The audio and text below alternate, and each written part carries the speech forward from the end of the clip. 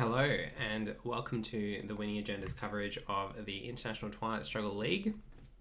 My name is Jesse Marshall, and I'm here with a match in the silver finals. So didn't make it to the main playoffs this year, but made it to the silver playoffs, which is a consolation prize, I suppose. So we still have a chance to get some glory out of the tournament. So this is like the second ranking playoffs, if you like. So we've rolled USSR, which is nice. We chose USSR, I should say, because it was a high seed. And we've got a good hand here. We've got a couple of good options to start off. Headlining captured Nazi scientist on turn 1 is not incredible, but it's okay. So we'll see how we go. Headlining that, and then we've got a couple of 4-ups, importantly. We've got Destalinization, obviously, that we can pull the trigger on at some point. We've also got Romanian Abdication, which is a possible headline, although we have independent reds, so we want to play them in the reverse order. But Romanian Abdication is something that we might want to do just for free influence before we play Destalinization. So our opponent's going for a little more of an aggressive Europe setup for, looks like, Marshall Plan. So I still don't think we want to do anything different in terms of the headline plan, because headlining Romania doesn't really do much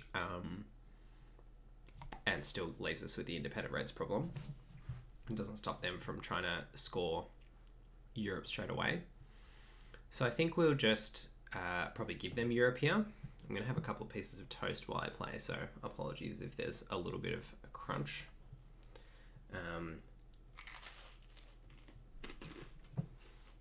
Because unfortunately with the time difference,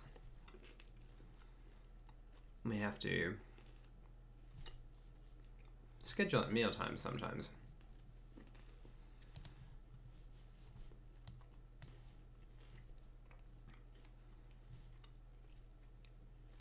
So as expected, and we'll be activating NATO if we play NATO, so we want to play Special Relationship first, because we're not going to give up on NATO just because it's going to activate.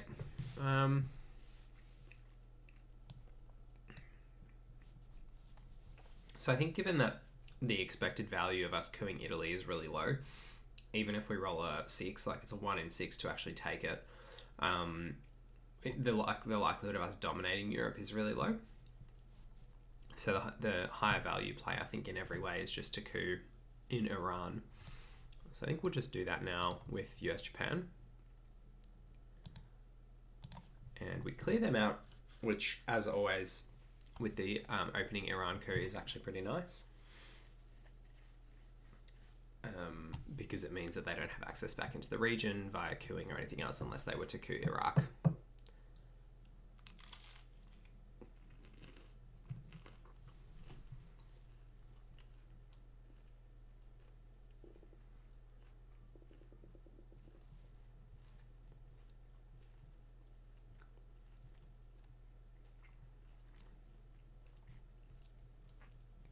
So for the rest of the turn, we want to play these cards earlier and these cards later, which is like a little bit awkward because those two cards are the ones that are most likely to give us tempo advantage. So I think we want to try and do these on our next 2 action rounds if possible. Ideally, I think this one first, because being able to de-Stalinize earlier in the turn is going to be better. I think depends if they coup. If they coup Iraq or something here, it's fantastic for us because DEFCON is then down and we can de-Stalinize into Asia more easily. Okay. Interesting. This is probably Malaysia. Pardon me. No, Australia, South Korea. Okay.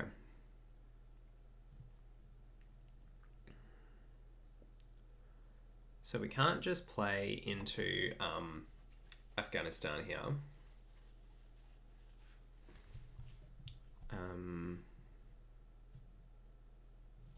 Metallic, welcome to the stream. This is a little bit of an awkward one. So I think it probably means we want to de-Stalinize this action round. The thing is, you don't want to put too many influence points into into Asia with desalinization. Also, losing Syria would be a bit of a pain, so perhaps we don't do that. Yeah, it's a little bit of a squeeze of a hand here. I mean, independent raids is something we can do earlier in the turn, but playing into Afghanistan here doesn't do anything, and they still get Asian domination. So we can't give them that. We can break South Korea, but that's very poor.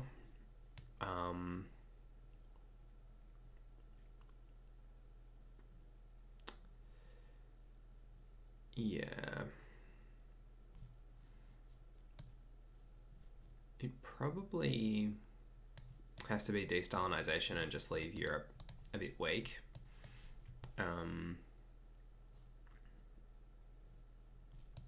Yeah, it really is a problem not to be putting more than, like, if we only put one into South America, I think that's pretty bad.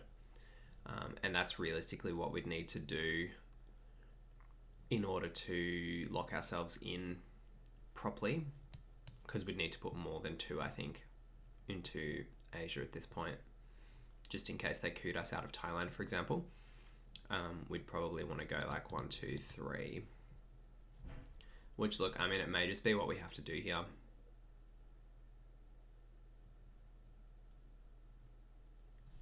Yeah, look, I just think giving them, considering we've already given up Europe, I think giving up Asia as well for the early war, particularly if they can score it immediately, it's just really bad.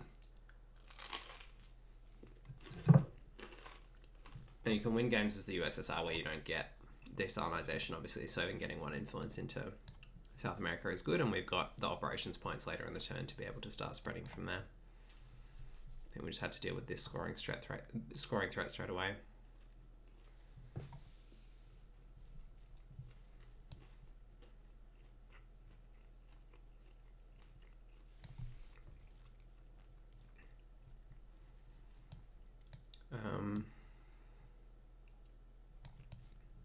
So yeah, probably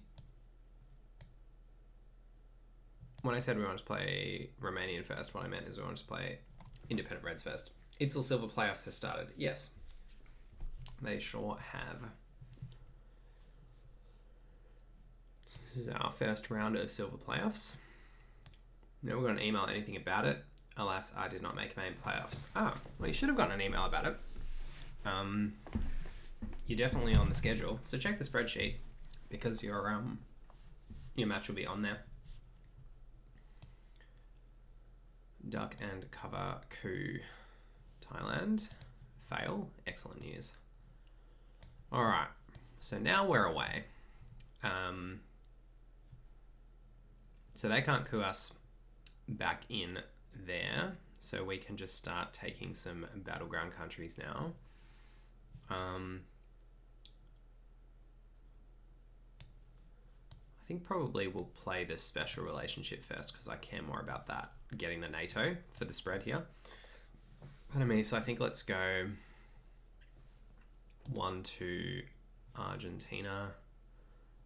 No, I think actually I'm going to assume that they're going to ignore that, so let's go 1 to Afghanistan, 1 to Syria to get our Middle East presence, which is going to be crucial here if they have that scoring card to dump.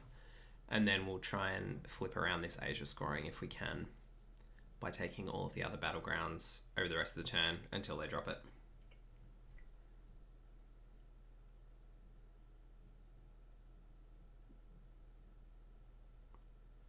Played Artan in a Rutzel 2 days ago. There you go. You can give us the lowdown. No, you can't give us a lowdown. Can't give us any tips. I shouldn't say that. But I hope you were successful, is what I meant to say. Artan seems to be a very competent player from what I've seen so far. I'm assuming that this tip is going to be to do with rolling, drawing cards. I was close. Draw 4-op cards. Yeah, well, I did draw 2 of them this turn, so it's not too bad. It's very unusual for me. I've had a run of games lately where I just have not had any 4-ops on turn 1. It's been very frustrating. So it was nice in a tournament game to see 2 4-ups in my opening hand here and not get purged. I'm red scared.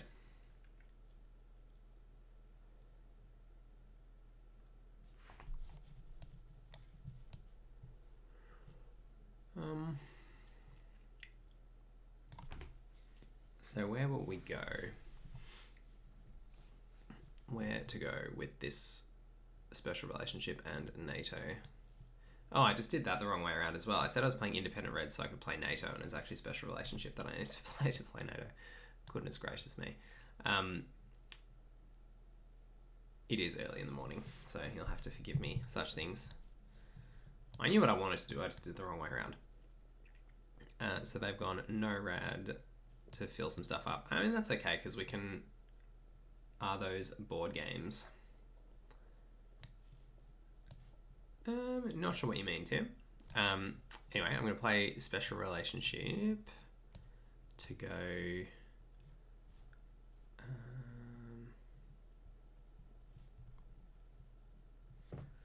where do we want to go here? We want to keep getting access as much as possible. We don't want to get cooed or IP ward.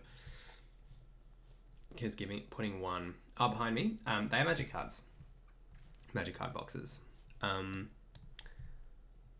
So we could go 1 Afghanistan, 1 Pakistan. We could coup. I think we're going to probably coup Egypt at some point with this Fidel, but maybe not. Maybe we will just let DEFCON go up to 4.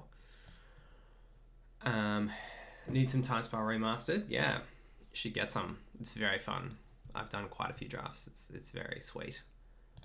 I think I am going to go like this.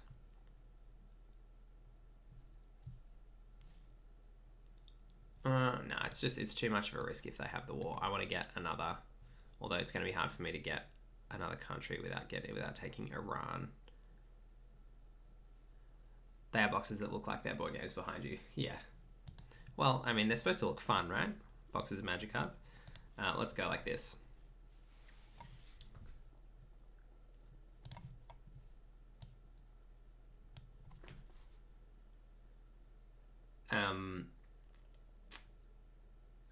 Yeah, so what have I got there? I've got a Modern Masters 2017, a Modern Horizons, a Eldraine, a Cold Snap box, which is a very old set, but one day it's going to be fun to draft. And then the War of the Spark Return to Ravnica boxes over on the side. Okay, so there goes the Europe scoring finally. So it looks like they might not... You want that Cold Snap? Yeah, doesn't everyone? So let's play NATO. It looks like they might not have Asia scoring here. Hello, Yoko Kurama. How are you going? 1, 2, 3, 4. I think is where we'll go there. Doing well. Good to hear. So we've turned this turn around a little bit here. If we can end the turn dominating in the Middle East and Asia, I'll feel pretty good about that. Although it might require us to play Fidel for ops, although I'm more likely to play Romanian abdication here just to get it out of my hand.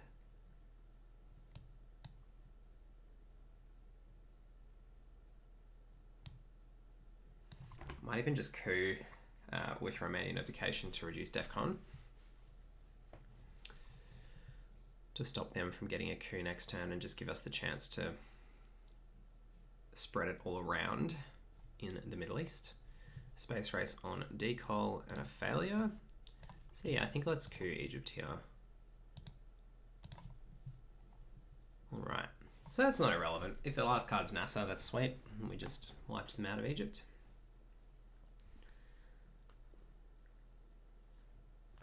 So yeah, they've had a pretty strong start for them, like playing Korean War worked out pretty well straight after I played US Japan, given that was their only bad play for the turn. Everything else has just been pretty solid blue. And considering I've had quite a few blue cards as well, there are plenty of good red cards left in the deck. Wouldn't mind seeing a Comic-Con or a Warsaw Pact just to stabilize Europe a little bit. Make sure that I could have overprotected East Germany there rather than cooing Egypt, but I think We want to keep the tempo going here. If we get EU'd and then jammed in Europe, Warsaw Pact's still in the deck, so I'm not too concerned about that. Although, Truman Doctrine would be pretty frustrating if they had Japanese Germany and then Truman Doctrine us out. That's still pretty painful. How big is my MTG collection? And just casually have Cold Snap and Modern Masters. No, I don't have too many boxes. That's basically most of the boxes I have. I have a couple of Dinosaur remastered boxes as well. But no, I like having a few old ones just to be able to draft them if the right occasion arises, because they're hard to get once you can't get them anymore. You have to pay more for them. So I just kind of buy the sets that I like when they're just getting towards the end of their standard rotation. Oh, well, there's Truman. That's good to see that getting out of the deck. So they went for the Middle East presence, which is good for them because we've got this Middle East scoring. Yeah, but I buy singles for my decks, but I like drafting. Drafting's my favorite way of playing MTG, so that's why I do that. So CIA is lethal, considering we have some influence in mid-war regions. So we need to be cautious about that, but we picked up Test Ban, which is nice. Picked up Middle East scoring, which is really nice if we can get a coup off. Problem is it's looking significantly more likely that they have Red Scare. And we need to deal with this CIA created here. So we can probably play at AR1 because the 5-year plan makes it a little bit awkward. Just got new sleeves for my TS games. That's nice. I like having sleeves on card-driven games, even if you're not shuffling them heaps. So Containment Last AR. What do we have on a headline here?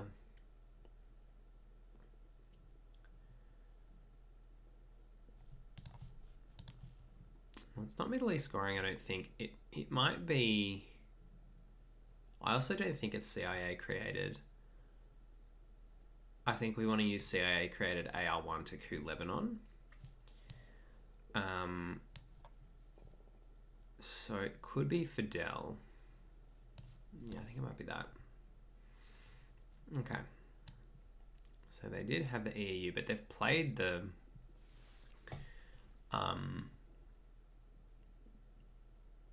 They played the Truman last AR last turn. So this is not like... I mean, I guess they could space Warsaw Pact if they've got Warsaw Pact. We have a pretty... Oh, they could hold Warsaw Pact through the reshuffle. Yeah. I guess that's pretty annoying.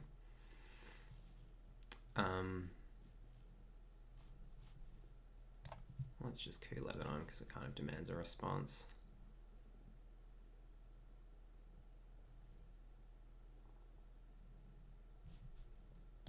Does it though?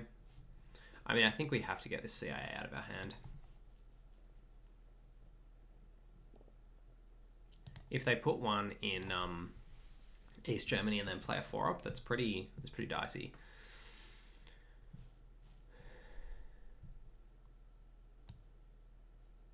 But I assume that they're going to coup instead. I mean, they could just have the nut draw. Although all of the other 4-ops are out other than Red Scare Purge. So, they could place one, then play Red Scare Purge, but then they don't have more 4-ops. We know they don't have more 4-ops to follow up.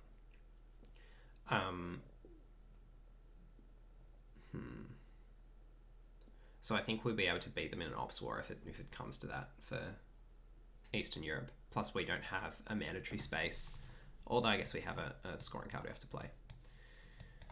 But if the only way that this whole gambit is going to work for them is if they have Warsaw Pact and if they plan on holding it. And if they don't have Comic-Con and if they don't have any other good red events. Although, I mean, it's really only De Gaulle and Suez Crisis, I suppose, that are still out there, which are high ups anyway.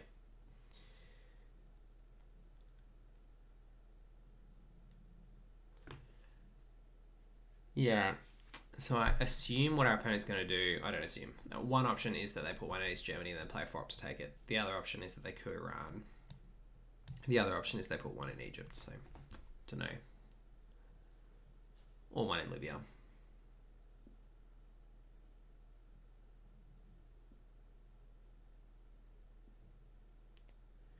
Yeah, so there are 4 red 3-ups that we don't know where they are. So our opponent could have them, which is Warsaw Pact, Comic Con, De Gaulle, and Suez Crisis. Beyond that, there's NASA, Olympic Games, and Red Scare Purge of the neutral cards. I'm not sure if there are any more left.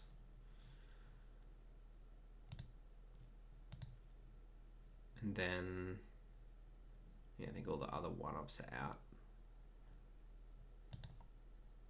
So it's Arab-Israeli War, which is not very good for them at the moment, actually. So they need to be a little careful of that one. So yeah, both Nasser and Arab-Israeli War, which affects the Middle East, are still out there.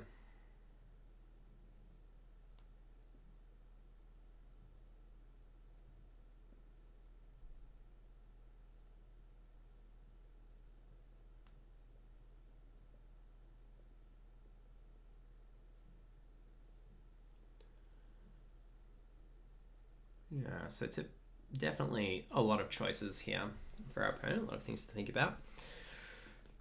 They could place one in Malaysia or Indonesia as well if they've got Asia scoring and they want to be starting to disrupt what we're trying to do in Asia.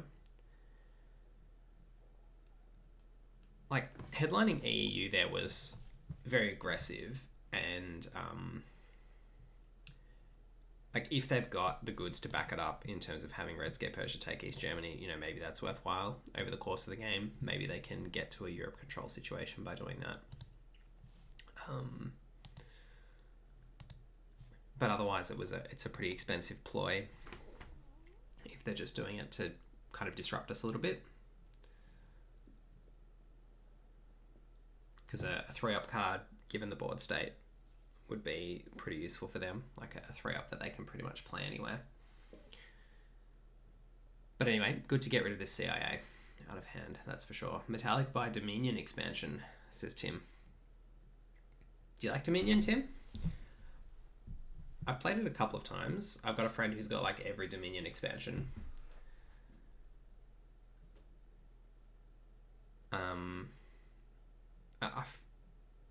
Yeah, they are expensive. Do you also find that like there's a few too many infinite combos in there, or like a few too many like times you'll put together your pack for the game, and you'll be like, oh, there's obviously one strategy that's just way too good from these options that I've chosen? Or do you follow like set things to include for a game that make it more balanced and fun?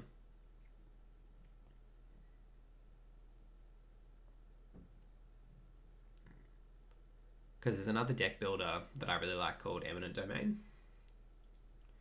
Oh, not infinite combos, but I mean like things that are obviously really efficient.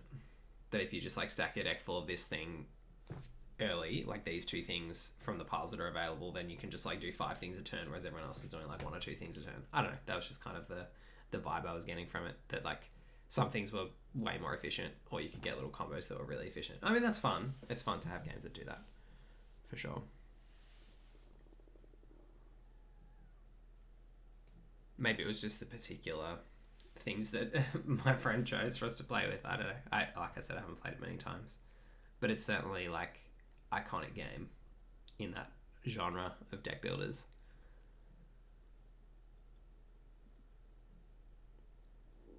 And maybe I should play it a bit more. He's always wanting to play. He's got like 35, 50 boxes of Dominion, which all have like multiple expansions in them. Started to play 1960. That's another GMT game, the company that makes Twilight Struggle.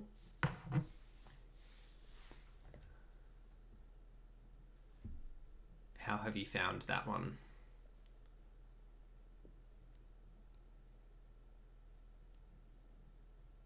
Is 1960 a train game?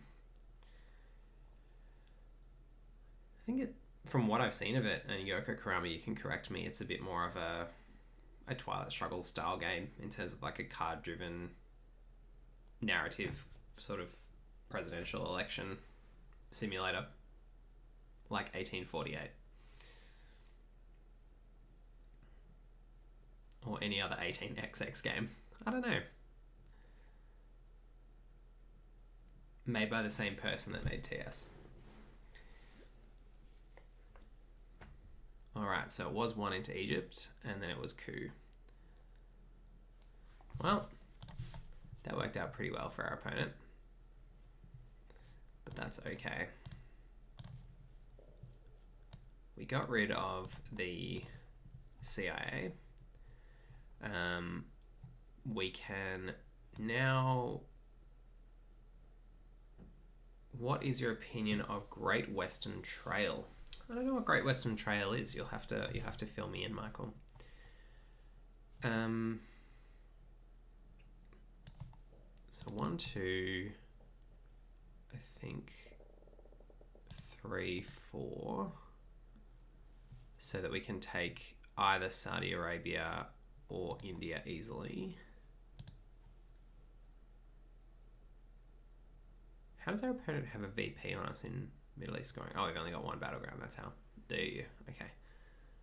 KCS says, go Jesse, thanks for stopping by. Somehow I haven't got to play GWT, Great Western Trail. Yeah, I don't know what it is. You'll have to tell me more about it, Metallic.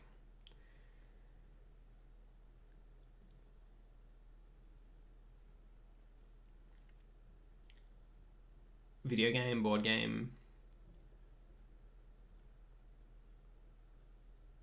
It sounds epic. Great Western Trail.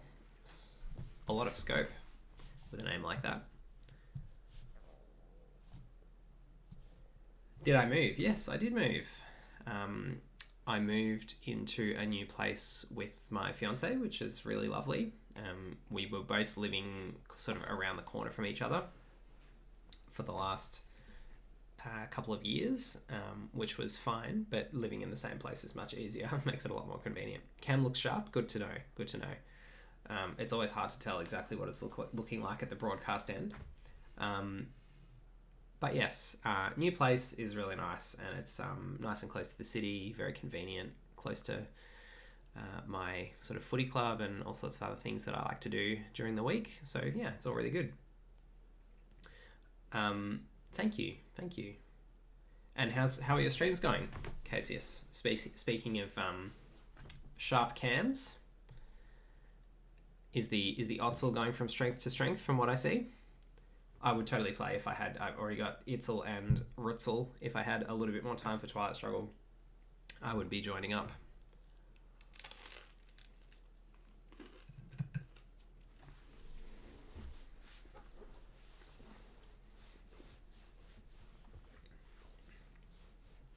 Parents in town. Yeah, Vegemite is good stuff. I don't know if you're being sarcastic, Tim, because, most people who aren't from Australia don't love Vegemite, but this is the right amount of Vegemite to have on your toast. It's not thickly spread on or anything. It's just a little scrape on top of some butter. Amazing.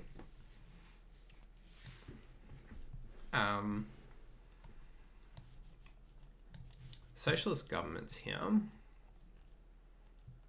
Yeah, I'm pretty happy to just kind of continue our sort of slow progression across the board. Toast, avocado, tomato, and Vegemite. Yeah, that's the real deal.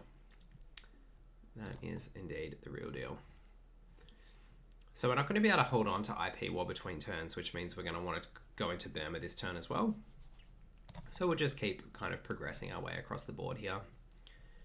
If our opponent wants to play into Libya, if they've got the ops to be able to do it, fine. If they don't, we'll just pop this Middle East for neutral. Once lockdown ends, I'm visiting family in Australia. Do you live near Sydney? It would be great to meet up, Michael. That would be really nice. So do, you've got the Winning Agenda email. Just send me an email or send me a WhatsApp and let me know when you're coming. But Melbourne is where I live. It's the capital city of the adjoining state to New South Wales, where Sydney is. So yeah, it's about, 800 kilometers away. But it's an hour flight, and I think it might be the most trafficked, or at least before COVID, the most trafficked air route in the world between Melbourne and Sydney. So it's very easy to get flights between Melbourne and Sydney because it's an hour flight and there are lots of people who commute back and forth. Add 5 USSR influence. But either way, you should definitely come and visit Melbourne when you're in Australia. And we'll go 1 in Yugoslavia. I mean, there's a chance that we can even up Europe, but it's really unlikely given the 3 in the Mediterranean countries for them. So I'm just going to pretty much ignore that. We can also 5-year plan away this Middle East scoring here if it's not going to be a positive for us. So that's totally fine. And then we can just try and coup back in next turn. Just focus on Asia and South America for now.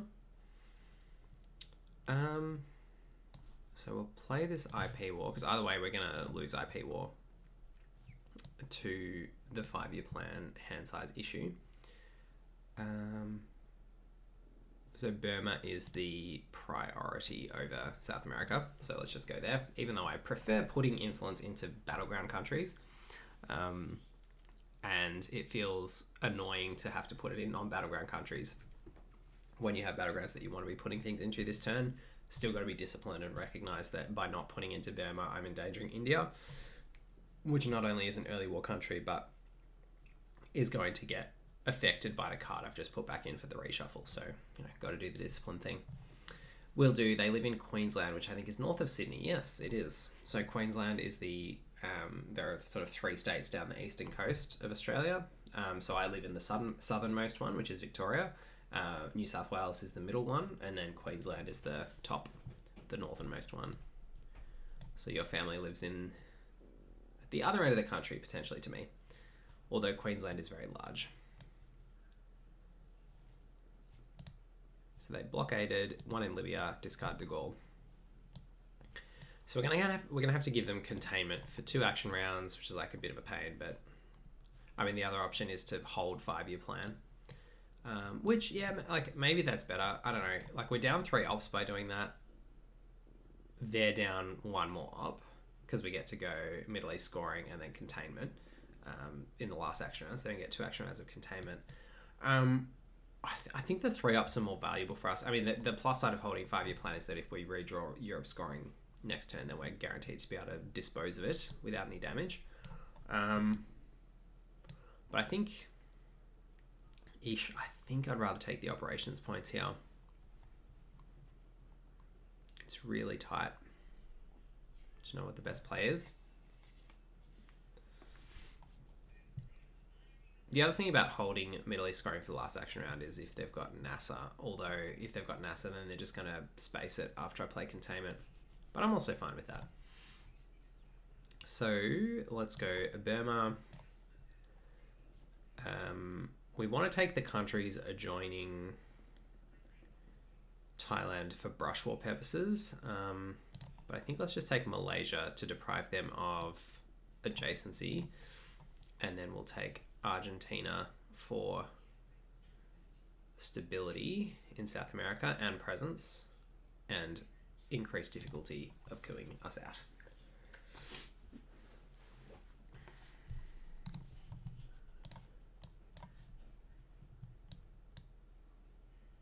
So we've held the China card through the early war. We've got a solid situation in Asia here with 4 battlegrounds to 2.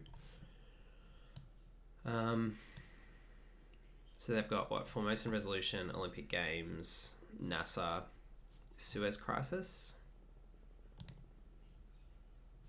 and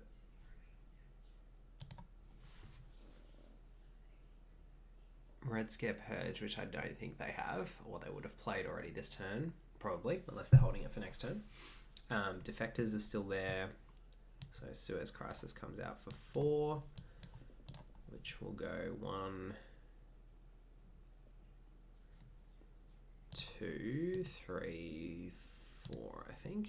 Just take from the battlegrounds.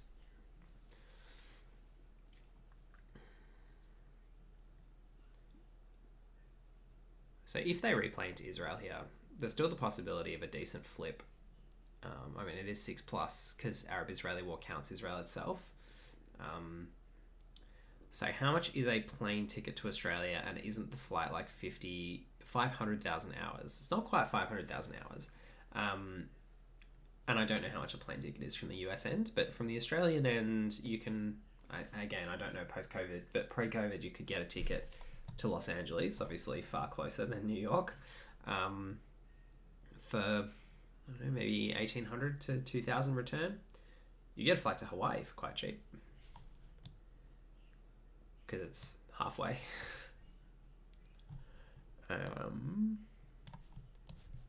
So let's trigger this 5-year plan.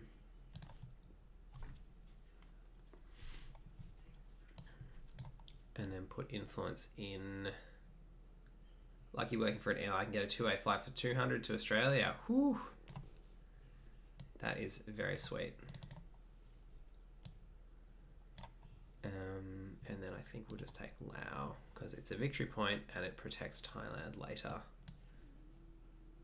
I suppose we could put one in Pakistan.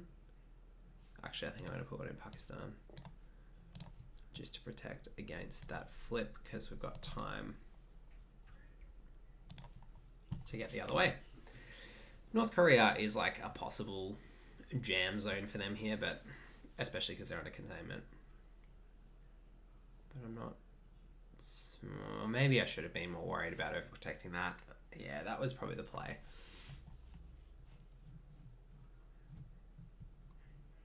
I used that to go to Europe a few times pre-lockdown. Nice. Yeah, working for an airline and getting super cheap flights sounds like the way to go.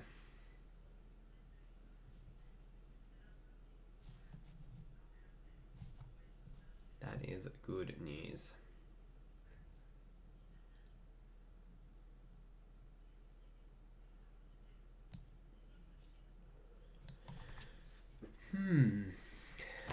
So I don't know how I'm feeling about this one. Very solid in Asia.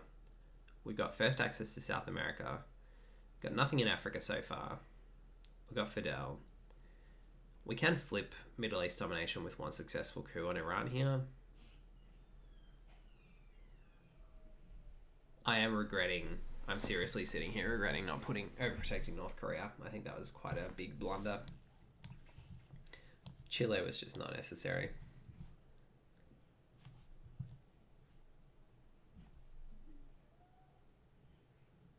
Because we really just don't want to get squeezed out of North Korea here.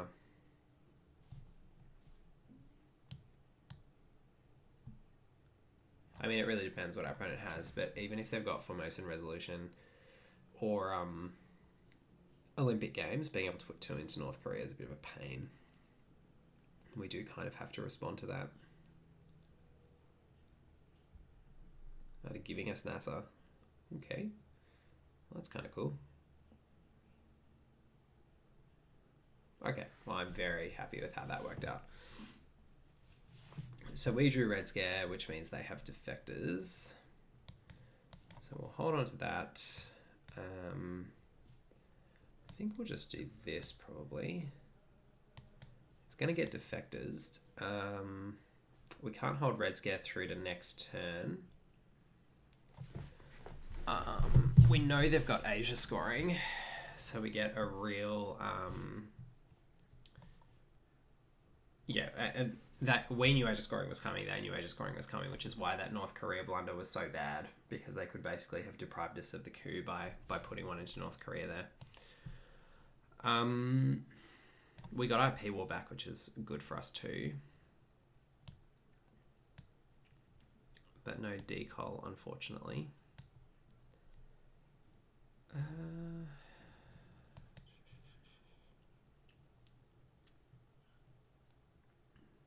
Yeah, I don't think, considering we know they've got defectors, they know that we know that they've got defectors, I'm not willing to just kind of play a game of chicken with that and try and headline EEU or NORAD or something. I'd rather just headline Cambridge 5. If they don't defectors it, we get some useful information. If they do defectors it, I don't really care. The useful information being whether they have one of the other scoring cards, and if they do have one of the other scoring cards, then one influence is not irrelevant. Let's just do a few things. Putting one into France here would be amazing. Speaking of which, they have De Gaulle. No, they blockaded De Gaulle last turn, so we don't know whether we're going to get that one, but yeah, getting Algeria here would be really handy. Them having Europe scoring would be less handy, but that's okay. So we could have risked the Red Scare with them knowing, with us knowing that they know that we know that they've got defectors. But it's just not worth it. I'd rather just play the 4-op. So we've had the definite ops advantage in the early war. They only had the Marshall Plan as far as 4-ops go.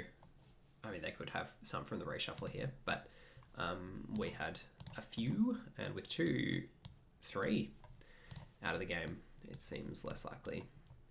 All right, well, the trips scoring card. Okay.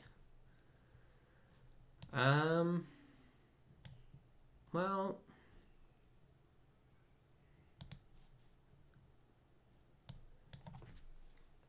I think it is still place 1 in France, but I'm really tempted by 1 Egypt.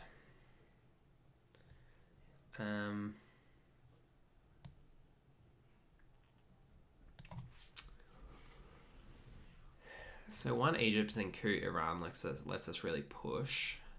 1 France doesn't affect either of the scoring cards, but it does let us take Algeria, which is looking like Africa access is going to be a bit of a problem for us.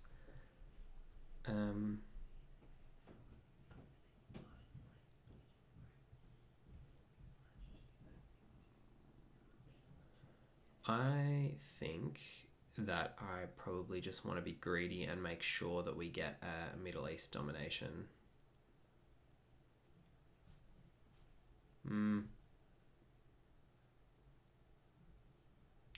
Now, it's really unlikely that they're going to be able to stop us if we coup Iran here. So let's just go with that. So we'll coup Iran. And then we've got follow-ups into Iran, Algeria, and Egypt here. We don't have a 4-up because we couped with the 4-up, but maybe we could play the China card here. Although I'm slightly less inclined to do that. It's probably actually one of the better times to play the China card. CIA's out of the deck. Asia's scored. They don't have adjacency to any two stability battlegrounds, and we can overprotect North Korea. So depending on what they do here, if these countries stay as they are, then I am tempted to pull the trigger on the China card. And look, they might just dump Middle East scoring here, which would be totally reasonable too. That is one of the downsides of the way that we played this, a little bit more conservatively, and rolling not so super well on the coup.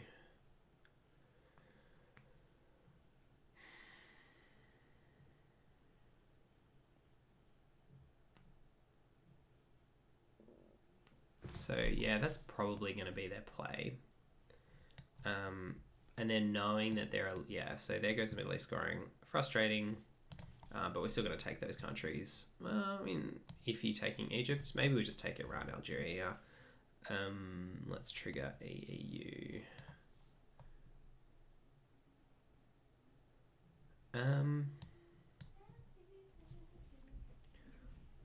So maybe we just jam France here, actually. I think that's probably the answer. 1, 2, 3, 4. 3 ups to retake. It's pretty easy.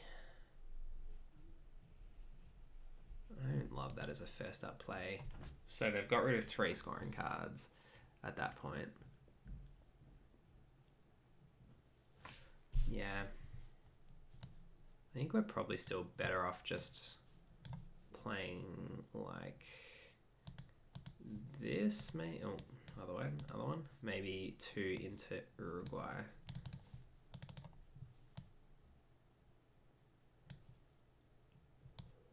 Yeah.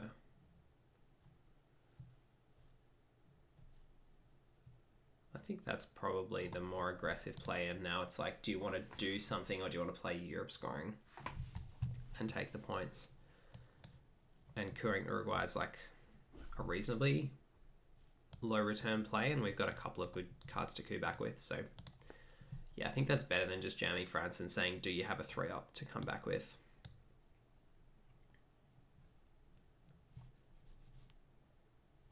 So we'll see whether that play into Algeria actually pays any dividends. Oh, they have the test ban on the reshuffle. That's annoying. Although they did spend a test ban and not getting anything out of it, so I'm okay with that. And now we can go... We could go no rad, but I'm not in a rush to spend a 3-up here. Let's just spend a 2-up.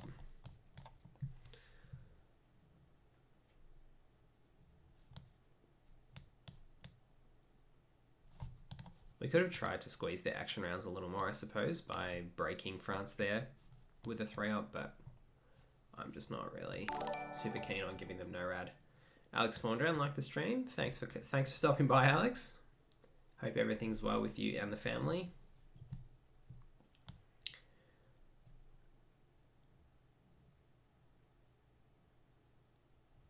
Duck and cover coup.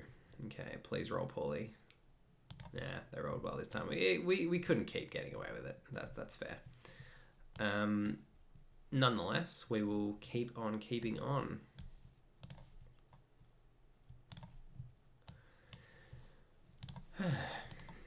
They've got to run out of playable cards at some point, right? And if they hold this Europe scoring too much later in the turn, then we can just start jamming them in France.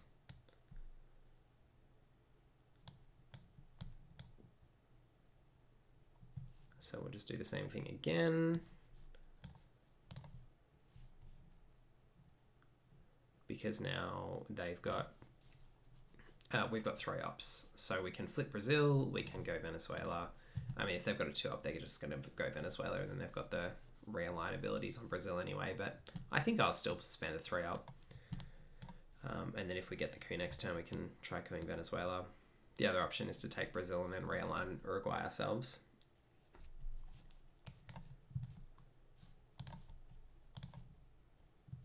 So there goes the Europe scoring, and now we can take Venezuela. So we'll play East European Unrest and hold the others.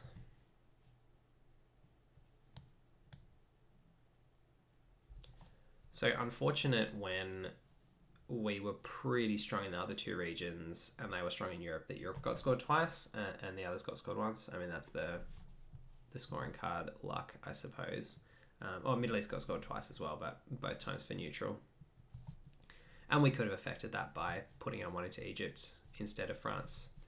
But I think Algeria might have been worth more. We'll see.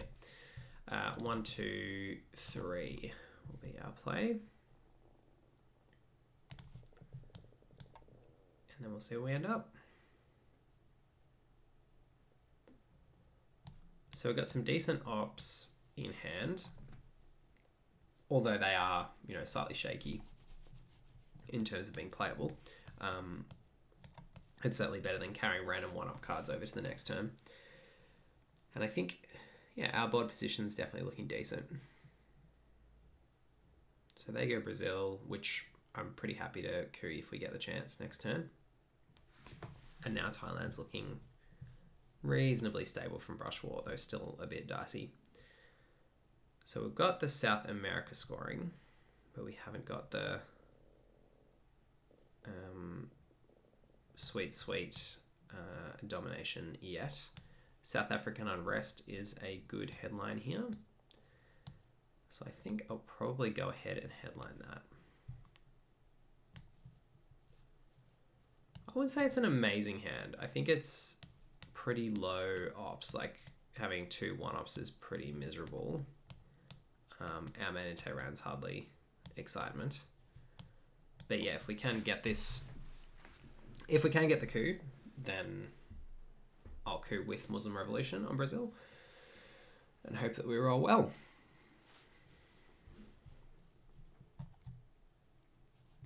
And then we can try and press the issue in Africa as well. Yeah, that was certainly a big draw. This card and this card were 2 key cards for us here. That is true, Michael.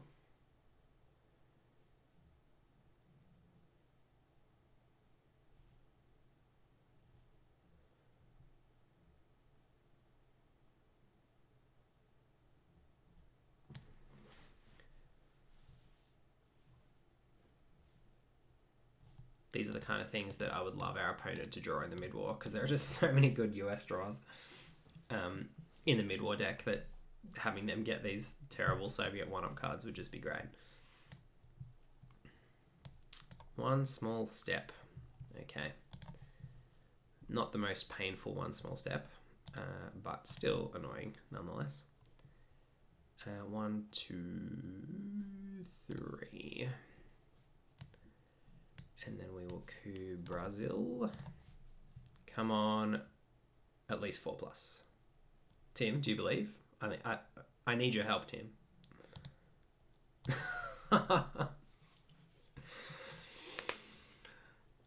Boy, oh boy.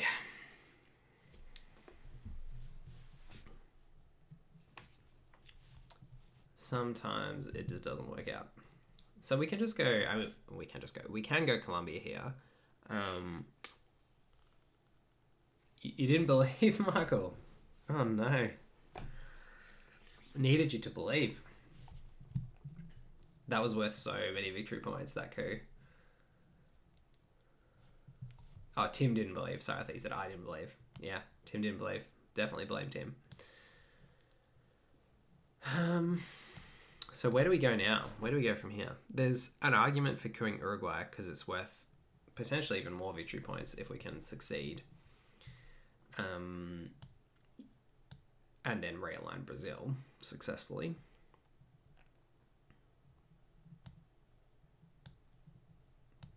There's also an argument for just filling up Africa and going that way and just trying to see if we can stick one in Colombia, but I just don't think that's going to work. I think we'll have to go 2 into Paraguay probably to be safe, and I just don't want to play 1 into Colombia and then just get couped and then realigned.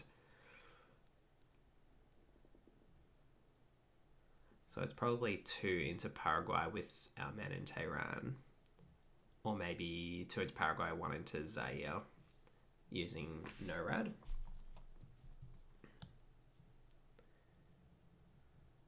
But yeah, definitely not ideal.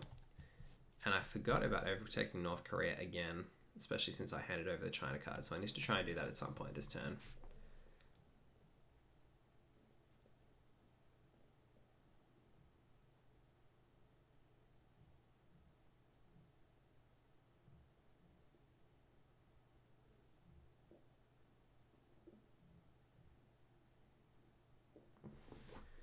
I think I need some more of this Vegemite.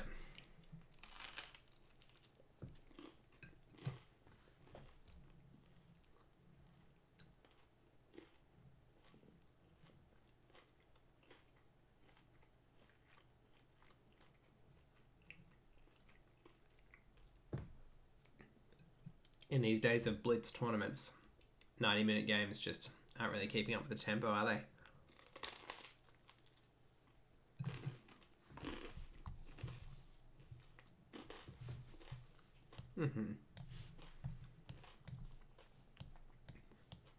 So I think I will try for a coup here. Or will I? So the options are 1, 2, 3. Yeah, I think I like that. I think I'm okay to give up NORAD here. So I wonder whether, I mean, they've probably got Cultural Revolution. That'd be the main reason to play the China card like that.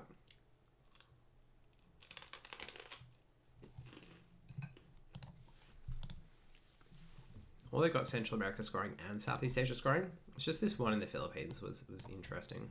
A little bit odd.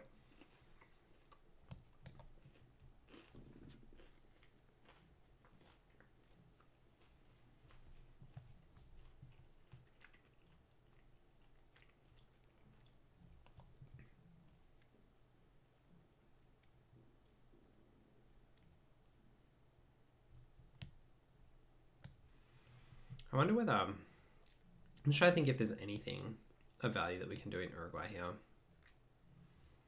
I think probably not. Like, Coup's pretty low EV.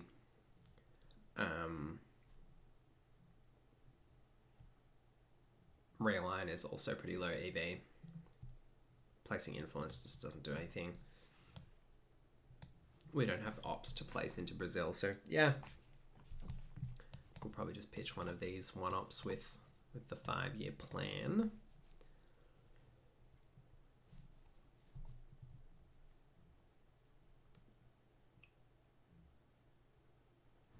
And these are the two things that are stressing me out right now.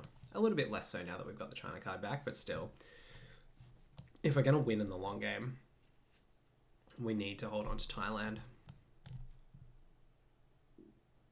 So I want to get one into Laos as soon as possible.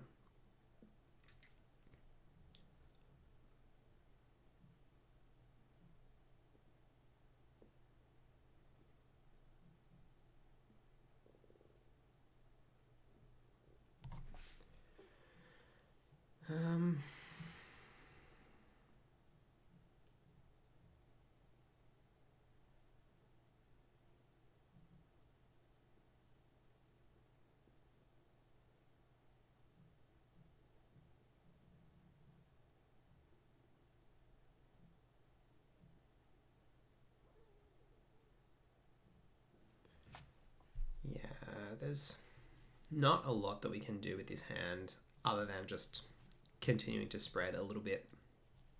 Oh, we have pretty good access, to be honest. That South African unrest made a huge difference. And if we could look at trying to take South Africa and Botswana this turn. So let's say we want to go 1, 2, that'd be 3, 4, 5, 6, 7 more influence. So we play that, then we've got 1, 2, oh, we don't want to give them nuclear subs at all, actually. Probably want to space that. So it'd be 1, 2, 3, 4, 5, 6. So we can't quite do all of that. But really, it all depends on what our opponent gets up to here. So influence with Cultural Revolution going into Central America for domination. It's a pretty weak domination. So I'm happy to just get this out of the way. Bank those 5 VPs from South America, which is always nice to be able to do early in the mid-war as the Soviets. I think any time as the Soviets you can dominate in South America, it puts you a long way towards winning the game. It's slightly offset by the fact that we missed out on that second Middle East domination, but just in the long game, if we can establish that and hold on to it, generally I find that increases your chances of winning as the Soviets quite significantly. OPEC, Arab-Israeli War, Africa scoring, socialist governments. Okay, well, that was a pretty bad hand. So they got a good use out of that. I think I'm going to go Laos and South Africa for now, especially now that OPEC's gone. There's a little bit less urgency to go to Iran since we've got Middle East scoring and OPEC already gone. We'll see if anything gets dumped with our men in Tehran here, because we're getting to the point where if they dump 4 or 5 cards, we might actually end up with a turn 6 reshuffle, though maybe not actually. Still quite a few cards in the draw deck. Looking at it now. Yeah, it depends.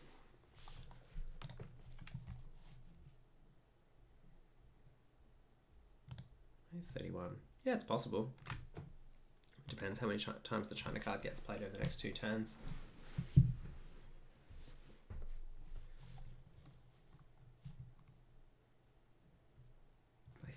I'm trying to think whether turn 6 reshuffle would be good for us. I guess it depends what gets thrown out and what's been removed from the deck already. Quite a few red events already gone. Also quite a few good blue ones as well.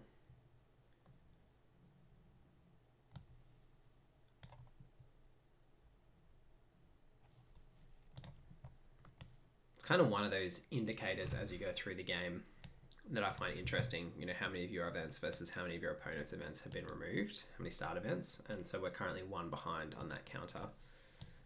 There are lots of things that can affect whether that actually impacts on the outcome of the game, like who draws the neutral cards, when the scoring card timing, what the ops balance is between your different hands, all of that, but it's still good. Okay, so 4 cards going from that, and unfortunately they got to that key space race spot before us. But that's okay, we will persist. I I think we'll still space because we don't want them to have another space this turn, and we want to get rid of that nuclear subs. Yeah, them getting rid of Africa scoring was pretty painful.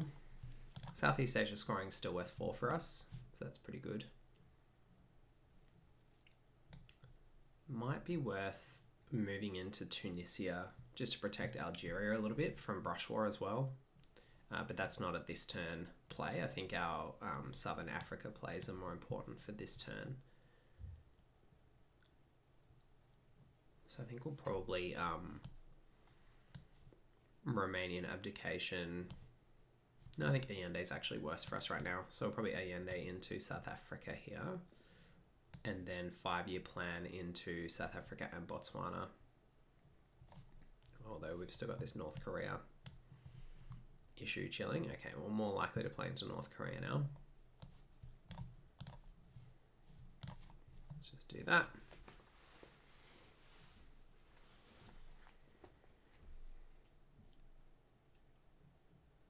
So they probably want to get one into Canada to activate this NORAD. We're hoping that at some point we draw Quagmire, because I think that's one of the few good red events that's actually still in the mid-war deck. Along with Shay. Shay will be pretty good here. Okay. Well, speak of the devil. Well, we got Uruguay in the end. Got him out of Costa Rica. Did they end up scoring that? No, they didn't. That was strange. They put a lot of ops into Central America this turn. Like to fully take Costa Rica. It's interesting. Okay, still going there. So I don't know. I'm kind of like, how's the pizza doing? I feel like I must have missed this pizza joke. But in any event, let us, I think...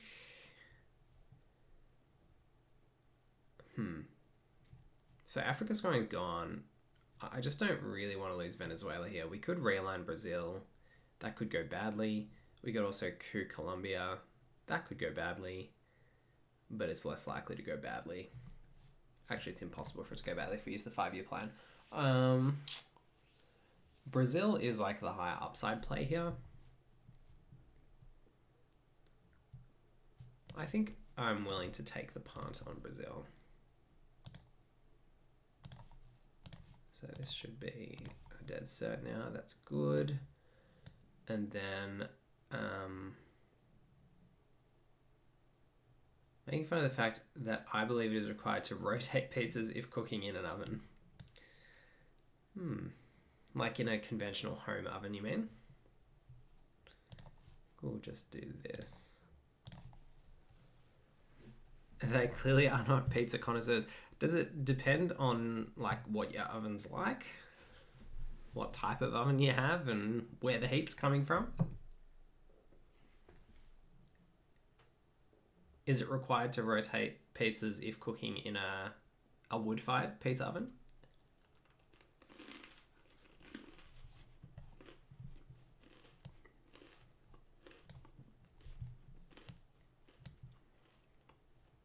Rot roll. Colonial rear guards. That's very rude.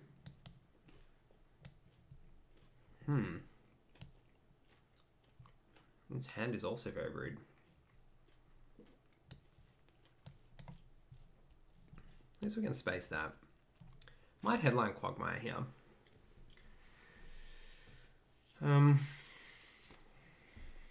Yeah. I think we'll headline Quagmire.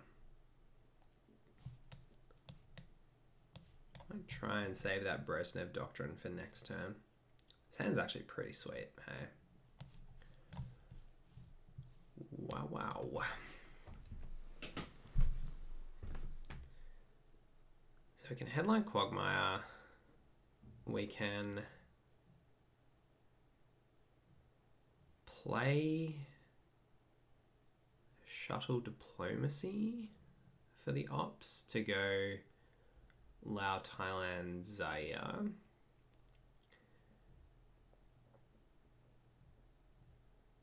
Ooh, okay. That hurts. Wowzers. So maybe we brush war Thailand depending on what happens here.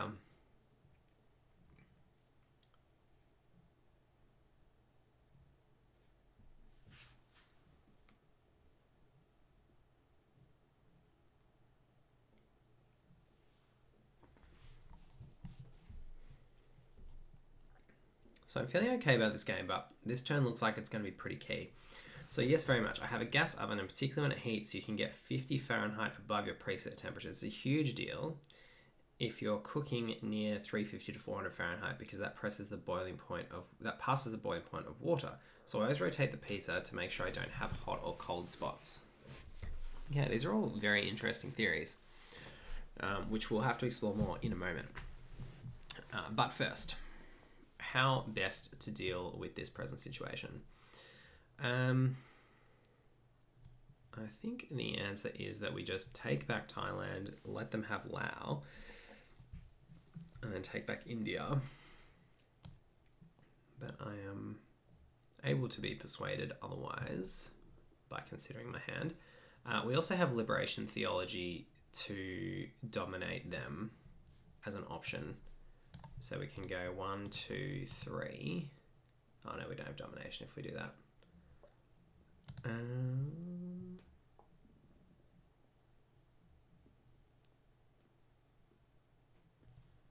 That's okay. We have junta as well for the next action round. So I think we want to take back Asia. We definitely want to take back control in Asia. So let's go ahead and do that. Shuttle diplomacy we don't really care about, so we'll just go like that first. See what happens with the quagmire.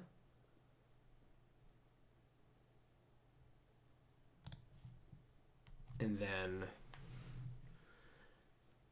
part of me wanted to actually Brezhnev Doctrine there, just because it's like so good with if we need more 3-up events to be able to flip these 3-up cards to be able to flip these battlegrounds after playing Liberation Theology. But I think we can actually just play the Brezhnev Doctrine and then it's going to get reshuffled back in soon. I think that's more efficient. Okay, so this is a little bit unfortunate in that we're going to have to give them a coup.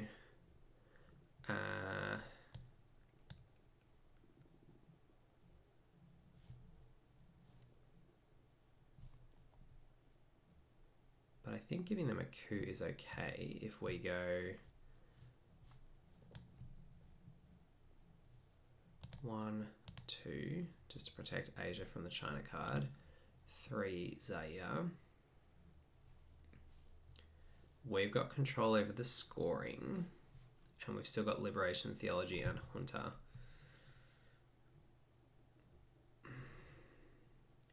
The other option is to go into Haiti. I do want to kind of attack Central America a bit more, but I don't want to let them take India or Thailand. Yeah, I think attacking Central America is just a trap. Like, this is their one chance to flip us out of Asia, and I'm just not keen on that happening. And if we can stay strong in Asia, Africa, and South America, then I think we'll win the game. Especially since Middle East is favourable. So they could... The worst thing for us here would be if they realign Cuba, I think. But we've still got ways to get back in, so I'm not too fussed about that.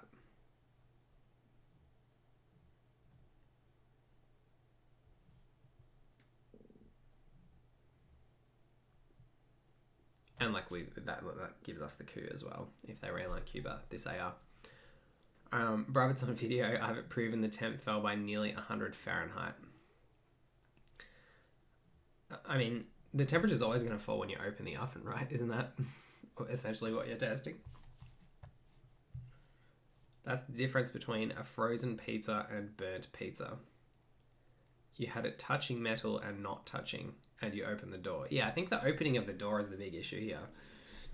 In order for your experiment to work, you would have to have like a way to rotate the pizza in the oven without opening the door. No one knows what 100 freedom units is in Australia. This is true. Fahrenheit is another language to us. So I'm going to junta like this, 2 here, Q here. Well, it's not ideal. Thank you, Mr. Marshall. You're very welcome, Tim. I think that your points were sound. So now, it would have been really nice if that had succeeded, that coup in Nicaragua, if we hadn't rolled a 1, because then we could have go for CA control. Yeah, no, that ain't me. I'm trying to defend against the CA control, but I got some decent tools to be able to do it. UN intervention. You don't love to see that, do you? Lone gunman. Well, that's okay. I can deal with that. Roll a 1. Come on. You know you want to. 3. Rude. Cool. Well, that does make my brush war significantly worse. I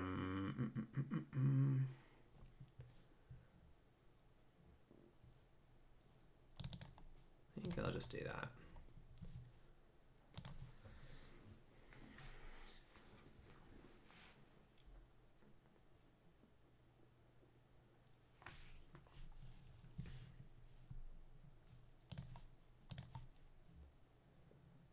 Let's see what Artan's got.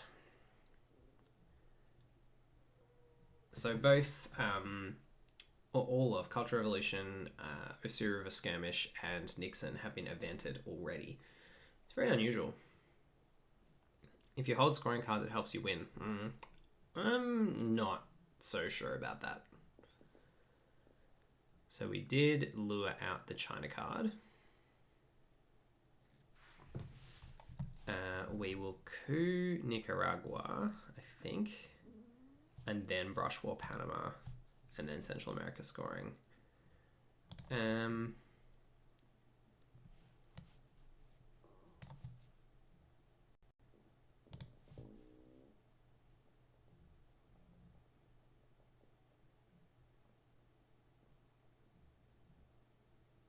Yeah, we want mill-ups anyway. Oh my goodness. The universe just does not want us to have Nicaragua. Well. I mean, maybe it would have been better for us to do it the other way around and place 2 in Nicaragua and coup Colombia. Earlier on when we played Junta, but really, we rolled a 1 anyway, so it wouldn't have made a difference. But maybe we would have rolled differently if we'd couped Colombia, you see. And maybe getting Colombia was more important for improving the brush war.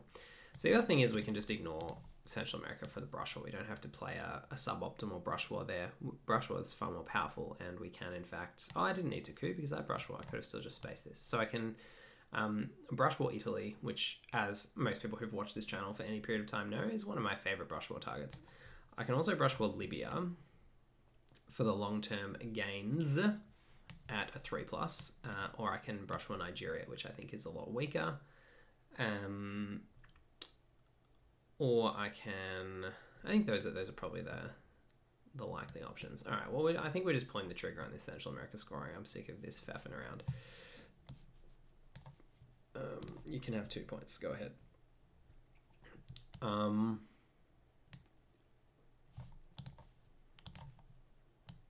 then, yeah, I think let's brush war. We also got flower power this turn, which is not irrelevant. So... brush war Libya or brush war Italy. Oh. So Libya's 3+. It's a lot worse. OPEC's out of the deck. Oh, I can't brush war Italy. It's a good point. NATO does getcha. So in that case, I think Libya is probably slightly better than Venezuela. Nah. Oh, Libya at 3+ or Venezuela. Okay. Well, that's pretty rude, I have to say.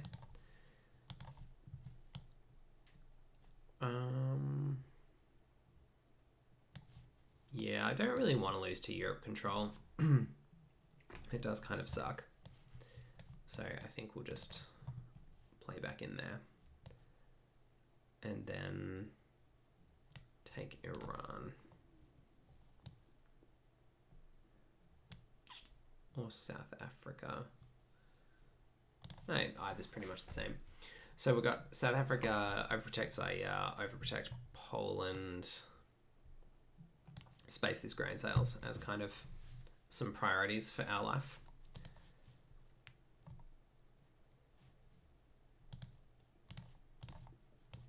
So ABM is still out there. OAS Founded is also still out there.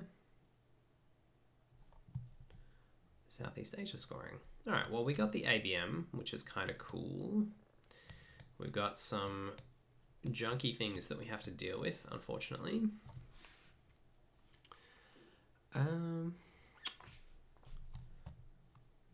So I think let's play the ABM. Might bear trap ourselves. That's pretty risky though. Probably more likely to just. Maybe I do want to bear trap myself. We shall see. Headline ABM treaty. Also, what an amazing and shitty hand. Yeah, it is also amazing though. Less amazing because of the empty discard pile, but I can ABM twice, which I'm pretty tempted by. Missile Envy, let's just see. We Will Bury You is still in the deck, so I think it's in our opponent's hand. Yeah, because we did get a turn 6 reshuffle. As predicted. Okay.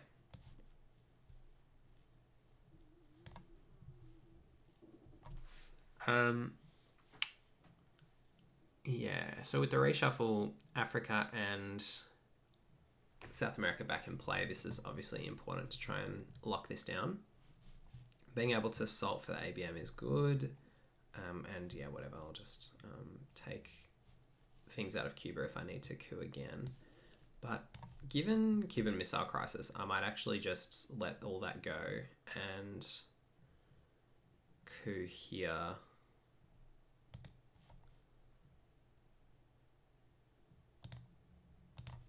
Then let DEFCON go down and play the China card to retake South America control.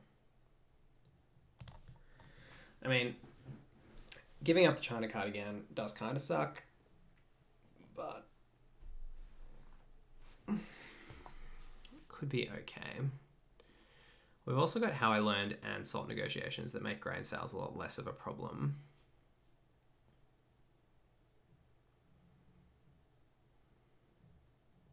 There was a turn 6 reshuffle, indeed.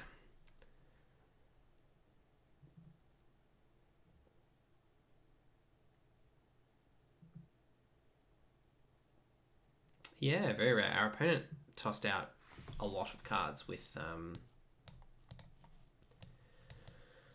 JFK, and then with our man in Tehran as well.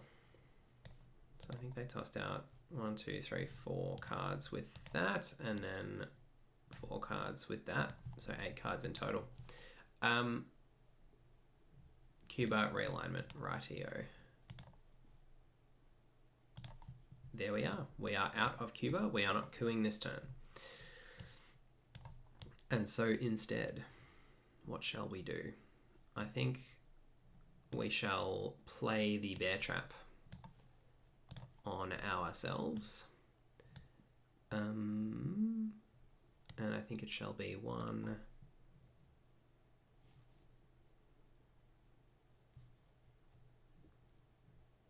No, we don't need to do that yet. We can wait another action round. There's too much I want to overprotect before I do that.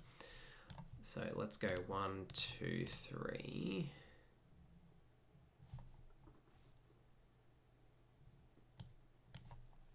Yeah.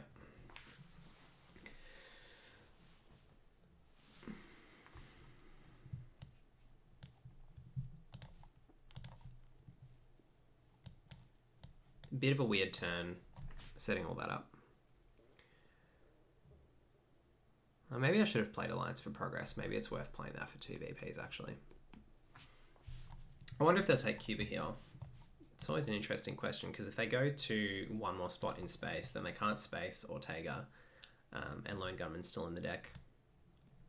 So that's worth thinking about from their perspective. Yeah, I think maybe we do want to play this Alliance for Progress.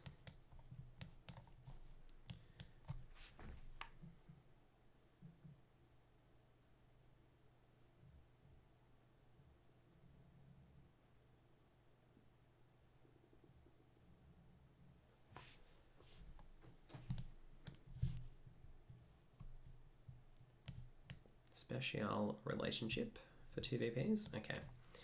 Well, we can play Alliance for Progress, and we can actually just break them in Central America to deprive them of 1 VP.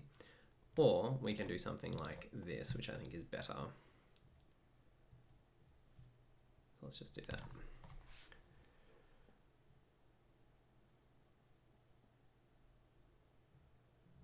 I could also have flipped Saharan states, but that's just such a bad use of 3 ops, I think. Even if it does. I could have taken Tunisia instead of Botswana. Maybe that was actually the play. So, yep, that's fine. NASA did happen, didn't it? I can't actually remember. Yeah, it did. Let's pop this one. So I might actually just space Grain Sales, hold Bear Trap and Voice of America over. Like, it does suck to hold 2 good cards for your opponent, but it's also, I think, better than Bear Trapping ourselves here.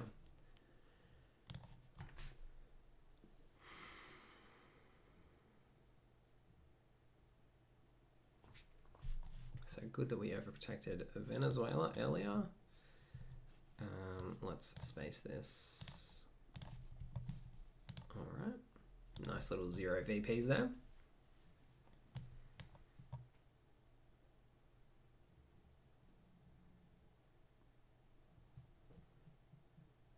Yeah, I should have played into Tunisia again. That was definitely the play. Okay, we're getting away with it, which is good. Let's place 2 here. And then what are we looking at? So we do have to get back into Central America at some point, because that's a lot of VPs we're giving up there. But I'm feeling okay about being reasonably solid across the rest of the board here, with some pretty good cards for us to come back. And now a lot of US events. I feel like the last couple of turns we've really flushed the deck out of a heap of good US events. Okay. Intriguing.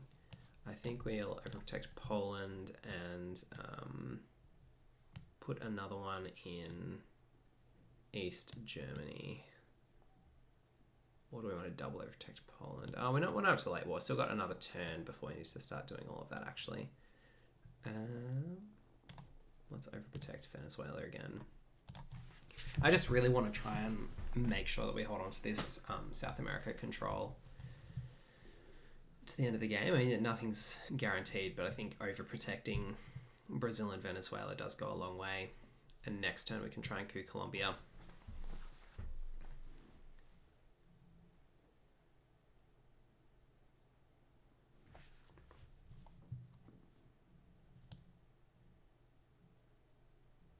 And obviously the US has a lot of good late war events, but I think we're also positioned in such a way that our late war events are reasonably good for us too. Okay. Well, that was a nice little 3 VP pickup at the end of the turn now. That is handy. This hand is less handy. So how are we going to deal with this?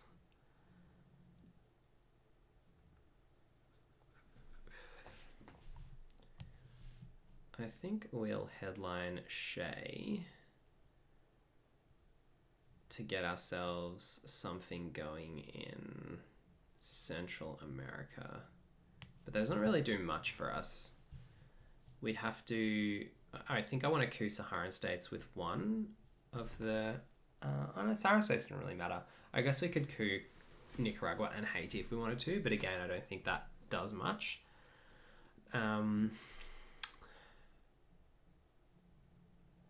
It'd kind of be okay to headline Cambridge 5. It'd be good to get Africa control, which is very possible, but then breaking our opponent's control if we get the coup would also be pretty important, I think. I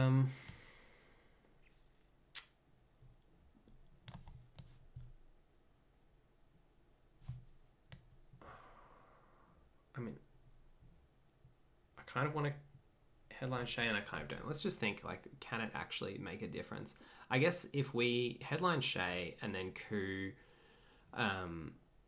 Mexico or Panama, then we aren't actually being dominated. If we are successful, say, in coupping Panama. But I'm not confident about our chances of successfully coupping an overprotected Panama with a 2-op card. So I think we're probably just going to have to cop the VPs there and focus on offsetting it in Africa as much as possible. In which case, if we coup Nigeria, then we get rid of our opponent's presence after coupping Saharan states. So I think let's do that. Junta, okay. Well, let's go Colombia first, and then Saharan states. We're not gonna flip Nigeria, so maybe we just want presence in Central America, actually. Yeah, so that's at least worth a VP. Saharan states, I don't think we really care about. They get to Junta here, but I think the fact that we headlined Shay was pretty good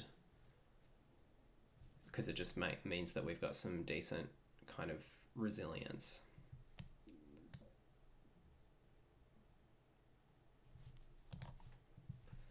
Well, okay. I mean, I guess that could happen. So we've got a rail line. Let's do it with Olympic Games.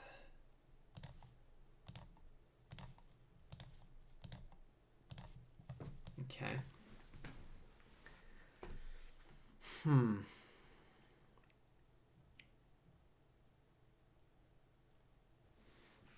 That was very fortunate. Not the 6 that we wanted.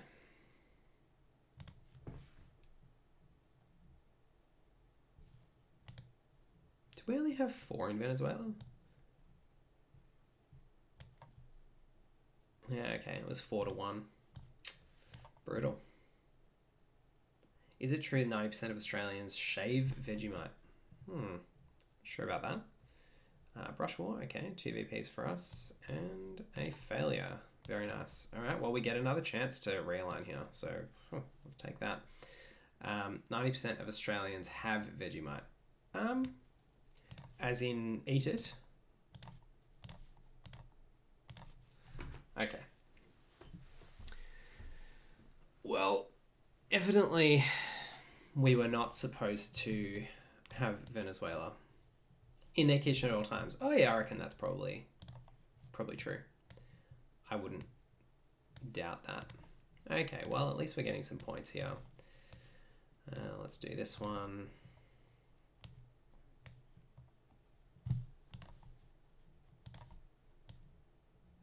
See if our opponent's also got Asia scoring.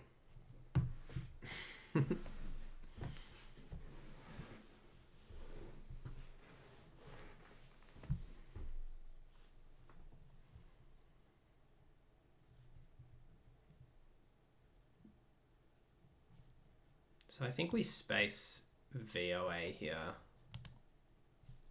and hold Bear Trap. It doesn't really matter, neither of these cards should come back, although we might get I don't know how many cards in the late war. Well, to be fair, this turned out way more fair than your hand suggested because their hand was also a kick. Yeah, true. Although I still wouldn't call just having South America scoring as much of a kick as our hand. Because they did have Hunter and Brush War as their first 2 plays. They just rolled a 1 on the Brush War, thankfully.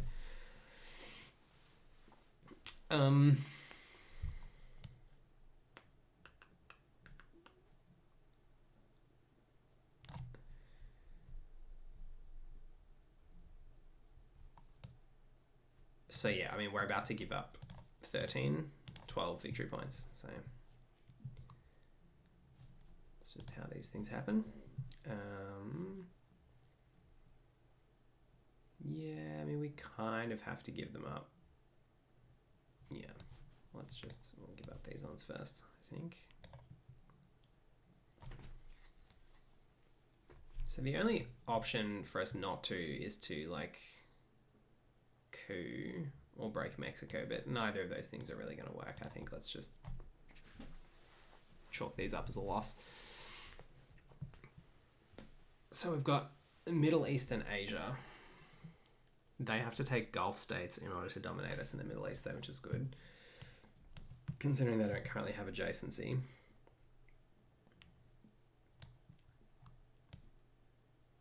But yeah, this Central America scoring, not the greatest news. I guess we could realign Panama, hey? Why not? It's a decent chunk of VPs if we're successful.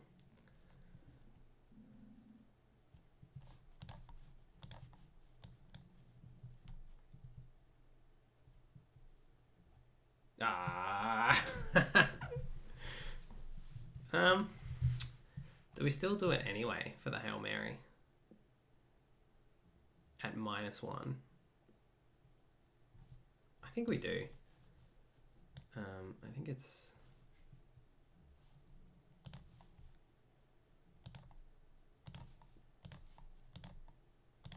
Oh well. These things happen. He's in my mind. It's true.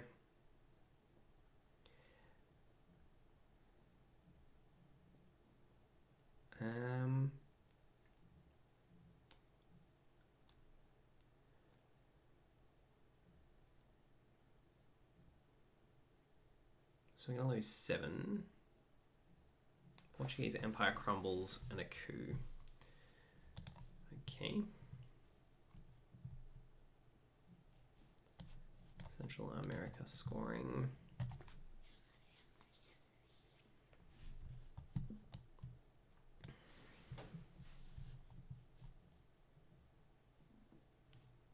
And then, yeah, I think space VOA, since we won't be able to space it if we're successful spacing Bear Trap.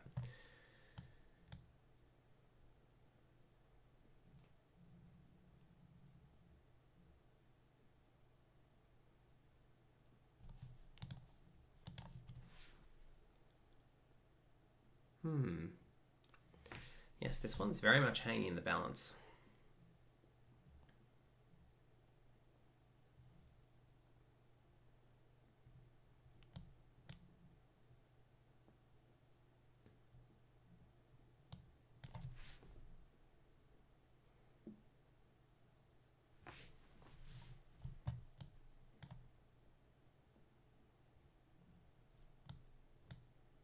Yeah, 3 Europe scorings by turn 7. Whew. Yeah, even Metallic might win. I mean, anything can happen, really. Defectors influence in South Korea and West Germany. Gosling Gamers, thanks for streaming. Hope you're having a good day. I'm having a good day. This game's a little on the tense side. I mean, most Twilight Struggle games are, I suppose. Hydrate. Oh man, I'm gonna have to go and get some water now. I'll be back in a minute.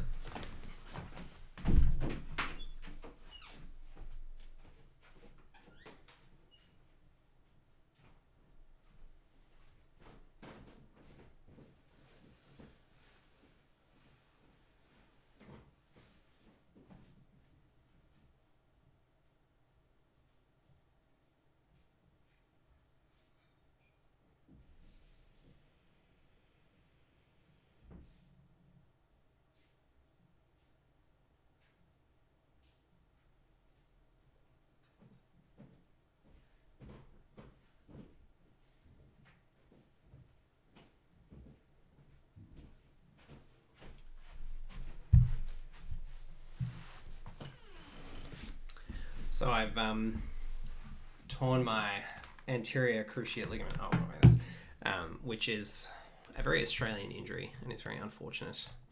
makes it a little bit makes it take a little bit longer to get around. Colonial rearguards. Well, that's pretty rude. It is indeed a very bad injury. One that I do not enjoy. So I think his hand looks bad, but I think it's probably less bad than it looks. I think what I mean by a very Australian injury, Australians play a lot of sport, and in particular, our national sport is a contact sport that a fair few people, which is what I was playing, Australian rules football, when I did it. It was just very unfortunate. Somebody fell across my leg, and it was not good. Although I guess, hockey and NFL and a lot of other sports that are played in North America probably have similar risks.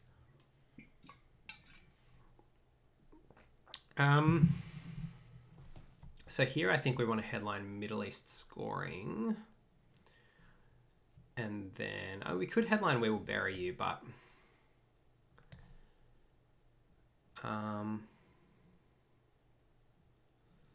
don't think that's very good.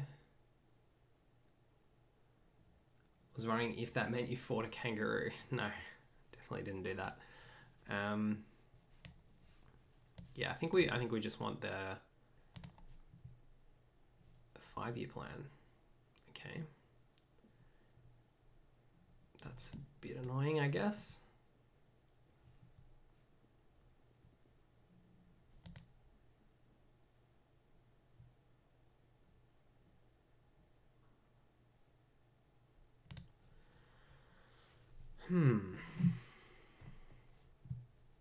Probably would have been more annoying if that hit Soviets shoot down, I suppose. Or bear trap, or nuclear subs, or Chernobyl. So that was probably okay.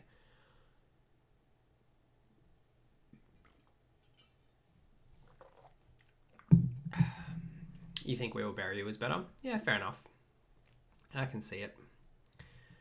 The thing is, now I get We Will Bury You to respond to their stuff, which is kind of good, I think.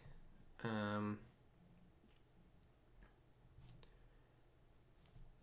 I think we want to go 1, 2, 3, and I think Thailand. Everything else is overprotected, right? Yeah. I mean, if they have IP war and they 1 in 3, and I'm going to be slightly miffed, to say the least, but I think it's okay.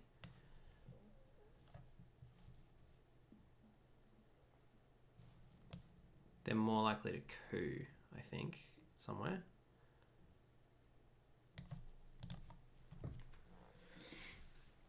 We've still got UN intervention, Soviets. But then we're going to have to play Chernobyl. We're going to miss an action round if we play UN intervention. We're going to miss 2. 1, 2, 3, 4, 5, 6. 1, 2, 3, 4, 5. Yeah, so we'll miss 1 action round. Joey.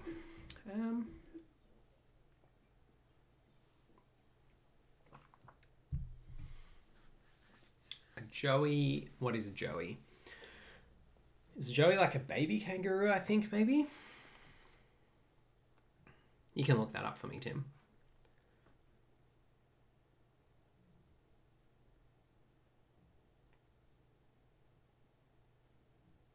Yeah, I feel like a Joey is like a baby kangaroo when it's like in the mother's pouch on the front, just sticking its little head out.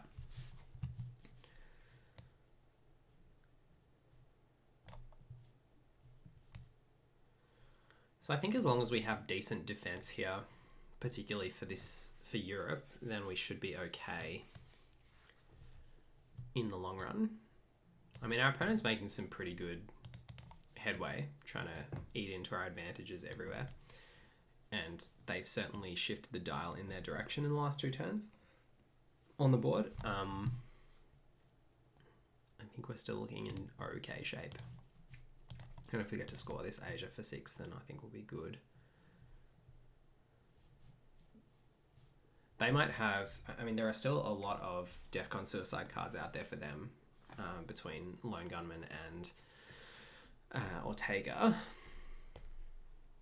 Although harder to kill them with DEFCON when they have 8 cards in hand. So if we see a China card play this turn, that might indicate that they do have some DEFCON problems.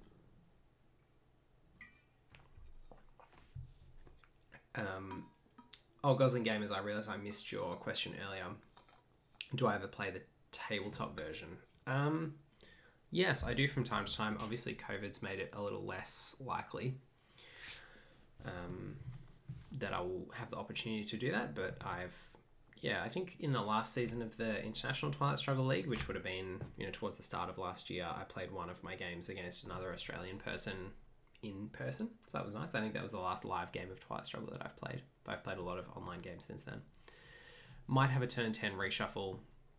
So we're going to get, depending on China card plays, I'm probably going to get 9 cards next turn. So yeah, it looks like we probably will have a turn 10 reshuffle. But only maybe a couple of cards coming out. So it'd be maybe six fresh cards from the reshuffle.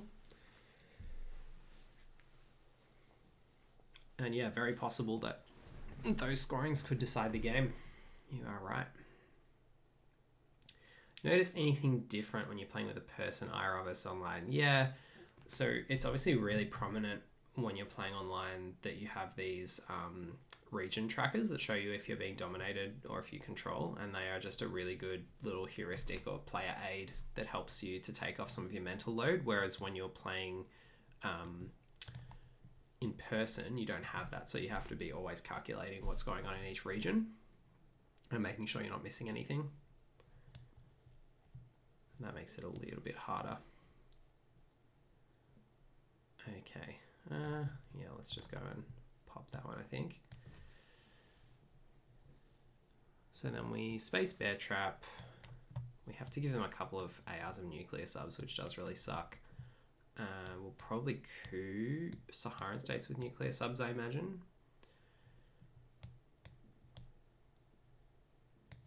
And then we've got a further 7 ops between Soviets Shoot Down and Chernobyl.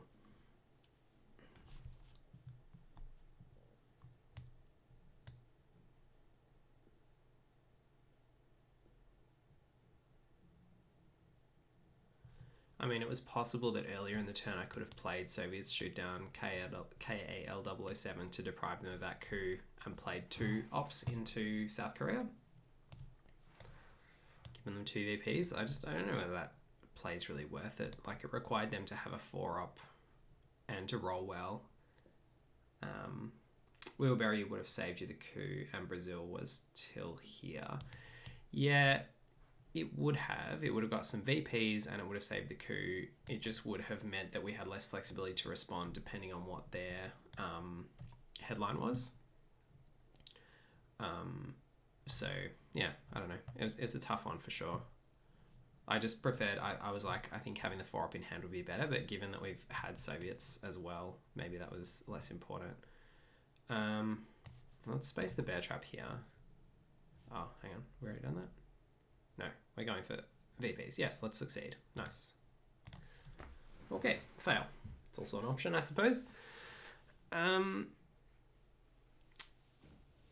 Yeah, so the options here, 4 ARs left. So we're going to be giving them like 3 ARs of nuclear subs and 2 ARs of Chernobyl, which probably means that we have to go some to overprotect Eastern Europe.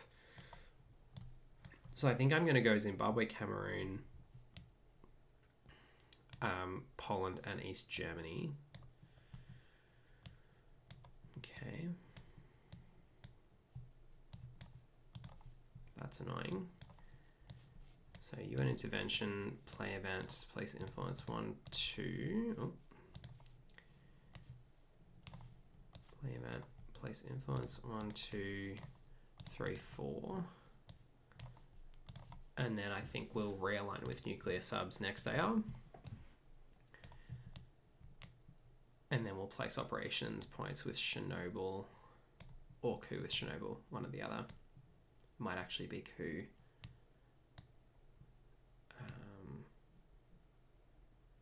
Might actually be coup with nuclear subs on Saharan states. I think that's actually probably the play. Oh, okay, well, a little bit less so now. Maybe coup with nuclear subs on Cameroon. Yeah, that seems okay. Coup, nuclear subs, Cameroon. Be because we're planning to realign next anyway. So if they coup Argentina, we just realign Argentina in addition to Zaire.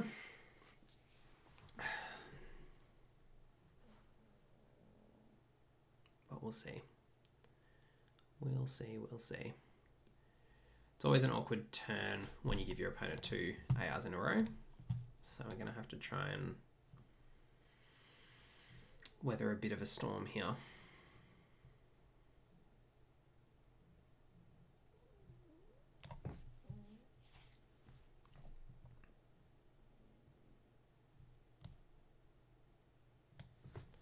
I mean, we've also cleaned out all the bad events from our hand, which we drew like 2 turns ago. So we've been carrying across, we had Grain Sales, Bear Trap, and Voice of America. And we've spaced one of them each turn in the last 3 turns, but we've had to kind of hold them across ever since we had this hand. So this next hand that we draw is going to be the first one when we've got like a really fresh hand to look at. So that's pretty good. Even though they rolled well, we get another VP and we get a chance to realign here.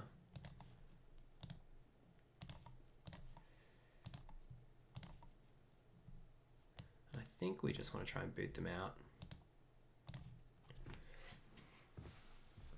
They get Schnobel, they get 2 action rounds. I mean, yeah, maybe they've got the ops points to jam us in Europe. I don't know. We'll see, I suppose.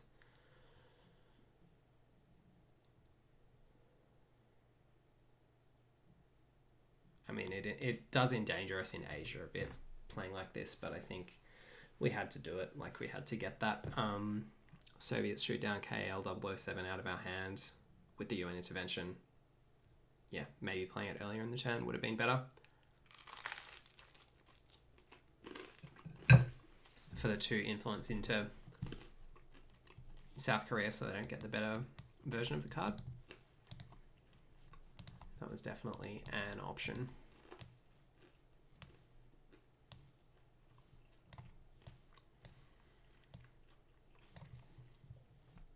But their hand was pretty good.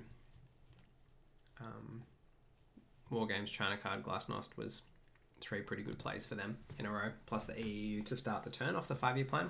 I'm just really glad they didn't hit Asia scoring off 5-year plan, to be honest. Like, there was not a lot in our hand that we would have been happy for them to hit.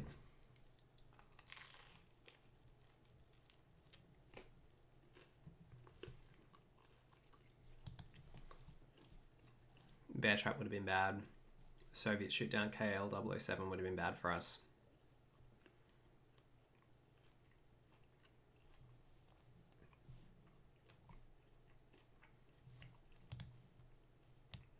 To go all to space. Okay, don't mind seeing that. After Schnobel. Ordered myself some Vegemite. It's been a while. Oh, well, I'm glad that my little snack on this Vegemite toast has been such a good advertisement for Vegemite.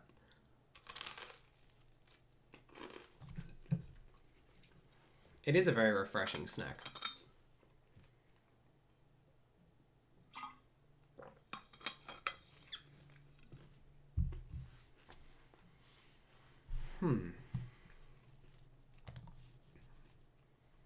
The Arab-Israeli War, pardon me, and the Willy Brandt. I mean, obviously Arab-Israeli War less so since it's cancelled, but the Willy Brandt indicated to me that maybe the rest of their hand wasn't super strong. So it was good that they had a De Gaulle there. And I guess we'll see what their last couple of cards are. So what do we want next turn? Ultra James would obviously be really nice to be able to cut their hand size and maybe try and kill them on DEFCON if they are holding something bad. Getting rid of Truman Doctrine is nice as well because it is one of the ways that we could have lost the game. So that's good to see. Alright, well, we got Lone Gunman, so they don't have it, which is unfortunate. We also got Decolonization, which will probably headline here. So headline Decol coup. We don't really have a good card to be cooing South America with. So I'll probably just coup Africa. And then we've got what AWOC Salta Saudis, Iron Lady. We've got marine barracks bombing to help us try and take Libya or something. If we want it, we've got Latin American debt crisis, which unfortunately, given the nature of the coup rolls that our opponent had in South America, is not going to be particularly good for us. And we've got Iran-Contra scandal, which we could headline, but I don't think we're going to be going for huge realigns here. I think I'd rather just headline decol. Okay, so we end up with a handful of one-ups, basically, and no opportunity to space, other than to space the China card, which we could do. So 1, 2, 3, 4, I think is where we'll go. And we'll probably, we could hold Lone Gunman or we could play Lone Gunman here so we've got a better idea of what's going on. I think probably playing Lone Gunman is the way to go. Yeah, let's just event that so we at least know what they are up to. So probably spacing Pershing or Aldridge Ames, great hand for them. Yeah, wow. They certainly got a Perla. Iran-Iraq War is going to be a couple of VPs for us probably, so that's something at least. But we're going to have to really brace ourselves for this turn a little bit.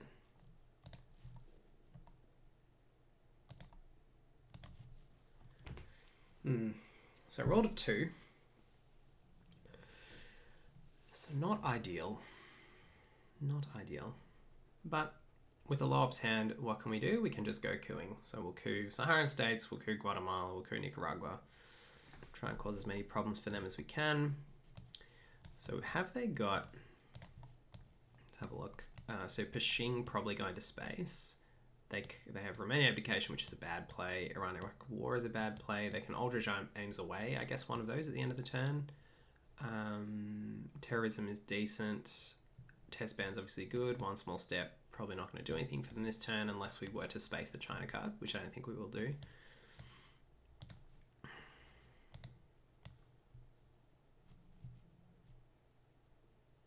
Yeah, it's just going to be about can we defend these cards. Oh, well, they went for Iran-Iraq War for flower power, which is fine. Happy to take those VPs.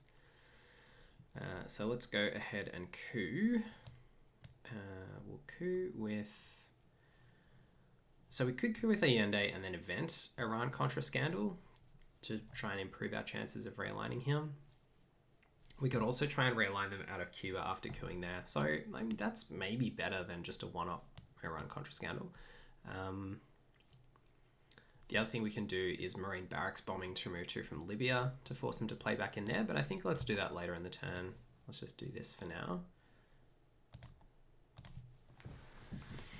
At least force them to be doing crappy coups with their much higher ups hand than us, to the extent that we can.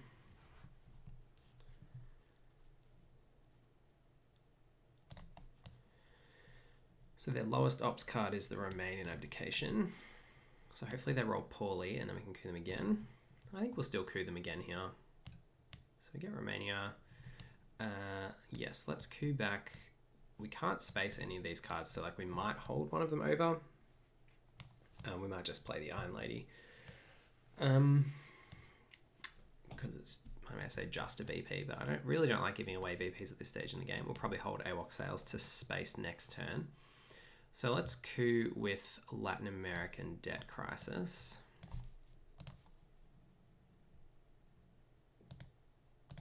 And we finally rolled well in a coup. It was a long time coming. Yeah, and now this puts us in like an interesting spot for the rest of this turn. So our opponent's got nothing but 2 ops cards left now. I dare say they want to play Star Wars. This has got some pretty amazing targets, so they probably want to be spacing Pershing and then trying to Star Wars. So that means maybe terrorism or one small step comes out here. Or maybe they just go ahead with the Star Wars plan now and just let us have some action here. If they go ahead and space Pershing this action round, I think I will event Iran-Contra scandal. Okay, I've got like influence, interesting, to Ivory Coast. Okay. I think I'll still event Iran-Contra scandal here and try and scare them about realignments.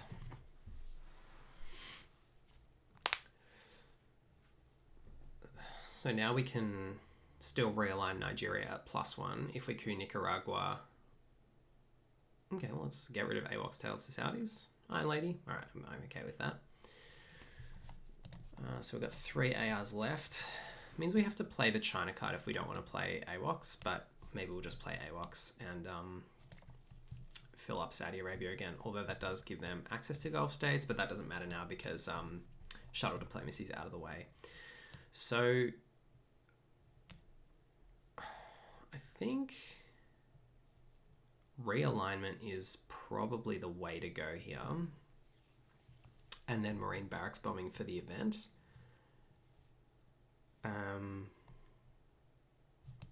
Socialist governments for the event is also fine. Like, that's worth 3 ops. But they're not amazing ops. I think let's realign. Like, this is kind of worthwhile. Let's give this a go. Cool. I mean, picking up a net gain of a battleground country so far this turn is a pretty amazing result considering the quality of the cards that we've played under Red Scare.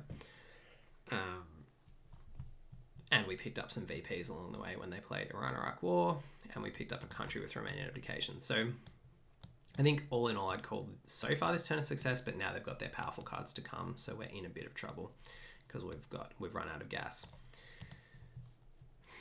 So they've gone influence, interesting. So maybe they're going to go Space Pashing and then Star Wars last AR. I'm just going to realign again here because like we haven't got a better play, so whatevs. I mean, we could have advanced the Marine barracks bombing to take them out of Libya. Yeah, maybe that was better. Maybe I got a bit one-eyed there. Yeah, so now they get to Space Pashing. Yeah, I should have definitely Marine barracks bombing, so that was bad. But they failed, so that's good. So we get away without getting Star Wars'd.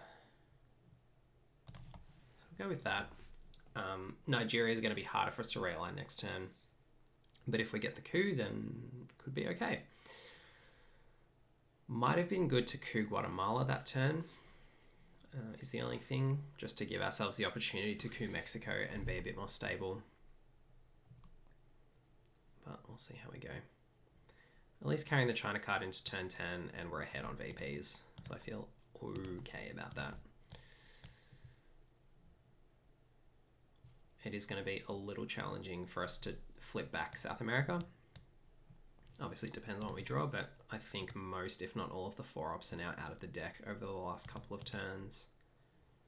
So they had test ban, UN interventions, Soviets, Whaleberry, War Games, Glasnost, and they red scared us this turn. So that's a lot of 4-ops out of the way. Cooing with Star Wars, okay. Interesting. Well, that's a very powerful card that we don't have to worry about next turn. Like, that Star Wars could have been a Voice of America. It could have been basically anything. Okay, a reshuffle and a good hand for us. So this is good. This is good. Let's just play this out and be very, very careful. So headlining, I think, could be Yuri and Samantha, but I think it's Brezhnev Doctrine. Could also be Ortega, but we don't really want to coup Cuba. So I think it's Brezhnev Doctrine, just for the greater number of ops for us here. Because none of the other headlines, I mean, Yuri and Samantha does disincentivize coups, but yeah, let's just go with that. We can even space an Evil Empire. I think that it's hard to know whether that's worth it as an action round when we're under Brezhnev Doctrine. But given where the space race is at, it kind of is close.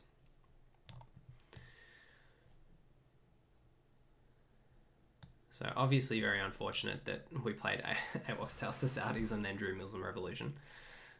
But that's okay. It's just a really open question as to where we coup. if we get the coup. It might be Algeria. Headline solidarity. That's going to make it a bit harder for us to coup. Pardon me. So we're probably giving up a coup by doing all of that. So let's go 1, 2. I think we'll just break them in we can't go Venezuela. We'll break them somewhere. Algeria or Brazil. I think Brazil. So now they can coup Brazil if they want, but if they want to coup us in Africa, then we get to flip Brazil. So we'll just try and keep it as aggressive as we can. Oh, we can actually just try and kill them without going to final scoring here. I should probably have just done that.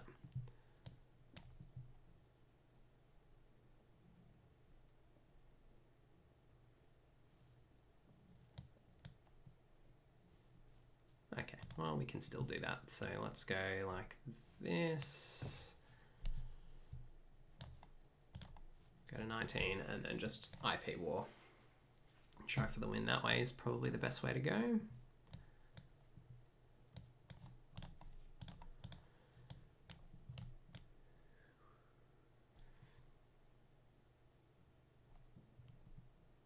The reformer to space.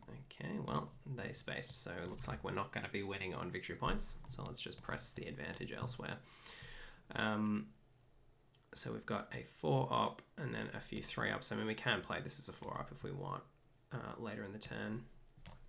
So let's just go 1, 2, 3. Oh, I guess we could just jam into Libya. It's not great though.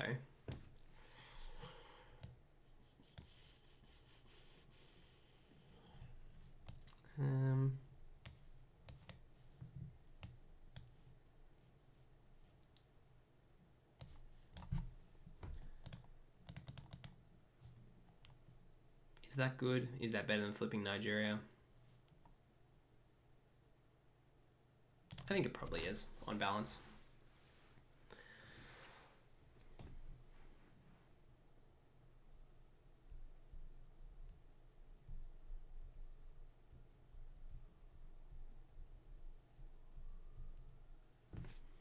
I think if we just keep putting pressure on the Middle East this turn, then they can't really win that race.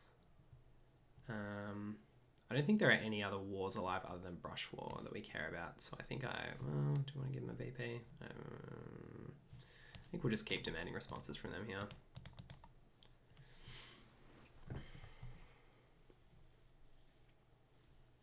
So flower power's gone. We get on to 15. But if one of these pushes succeeds, then we get to score for domination. So I think that's good. Like, this is, I think, the kind of thing we should be doing when we're under Brezhnev Doctrine. And it's poised the way it is. And it's like more efficient than just randomly cooing some non-battlegrounds or like flipping Nigeria, which is probably 1 victory point, given our opponent doesn't have adjacency to our existing battlegrounds. And it's kind of like 2 ARs for them to get adjacency. They'd have to coup. I mean, they can't even really get adjacent to Angola easily at all. They'd have to coup Botswana.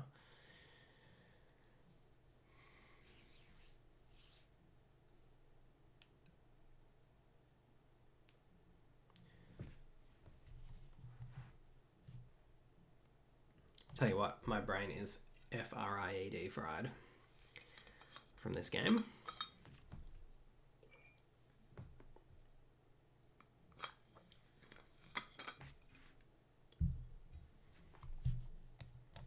Ish, okay.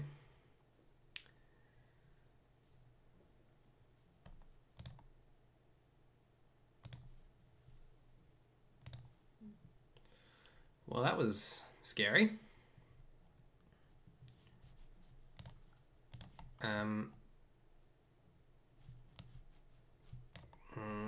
Yeah, okay. This is really scary. 1.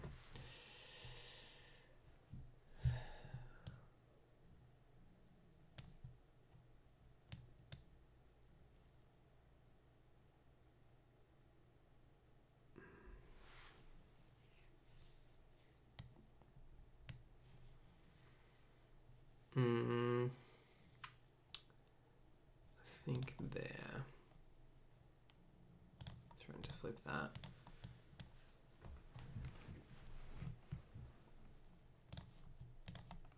Like, they could have Europe scoring here.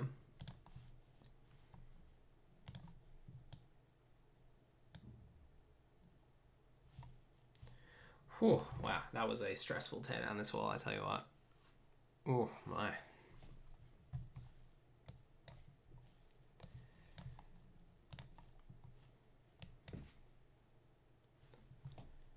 So do we IP war and try and just win it here?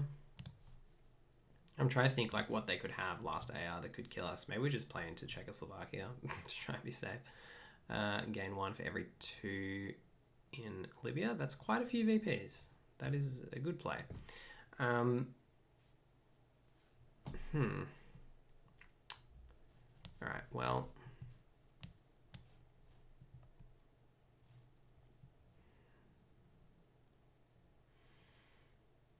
Three ops.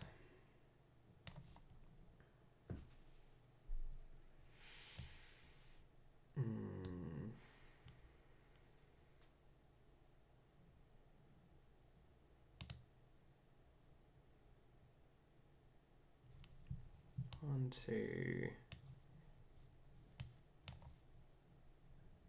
Do we want to double over protect Poland? I don't think it makes a difference. I think we probably just want to make it harder for them to take that back. Just trying to think, like, tear down this wall and solidarity, I think, are the only ways that they could attack Poland and Star Wars for tear down this wall.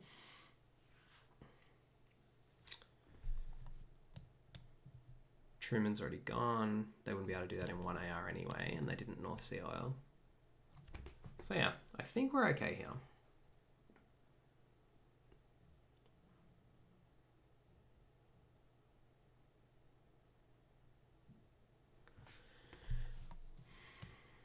We like kind of ended up with the tempo that turn, but then lost it a little bit with that tear down this wall.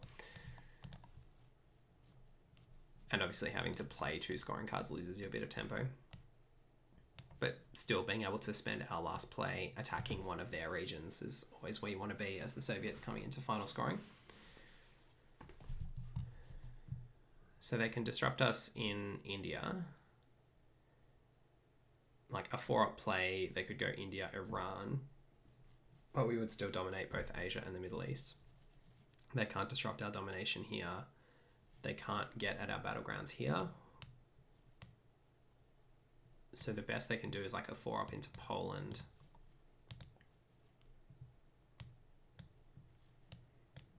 But instead they're going, okay, back there and then there. And then bye-bye Liberation Theology. And we end up getting a victory point from final scoring, thanks to the China card, and winning the game. So that's the first round of the silver playoffs. Thanks for the game. Close run thing. I was lucky with that last hand. That's for sure. Getting those 2 dominations was pretty sweet. On turn 10, and just put us in the range where we felt a bit more comfortable moving into the last AR. But yeah, that Star Wars was extremely scary. I think our opponent was really, that was a key role when they failed on that pushing. If they'd succeeded and been able to Star Wars, if they'd succeeded and been able to Star Wars for Voice of America or one of the many other good things that was at that time in the discard pile, then that would have been a big problem for us. But I guess it made sense as well if they knew the reshuffle was coming not to hold the Star Wars over. Given that I can't remember what the last card in hand was last turn. Would have been, oh, it was Ultra James. Yeah, they would have had to Ultra James the Star Wars anyway. So they would have lost it. So that's why they played it rather than holding it over. But yeah, it would have been less effective anyway, given the discard pile was empty at the start of the turn. Anyway, thanks for watching. Thanks for stopping by the stream. Thanks everyone who participated in the chat. It's always nice to see you guys. I know it's been a while since I streamed, but I'll be streaming the next round of the Silver Finals at some point soon. I've also got a game at about this time, or half an hour from now, tomorrow. So 1 p.m. Australian Eastern Standard Time. I'll be playing a Reddit Twilight Struggle League match against Shackleton, who's a very well-known player. So anyway, I'll see some of you then, and for those of you who stopped by today, thanks for stopping by, and we'll see you next time. Cheers.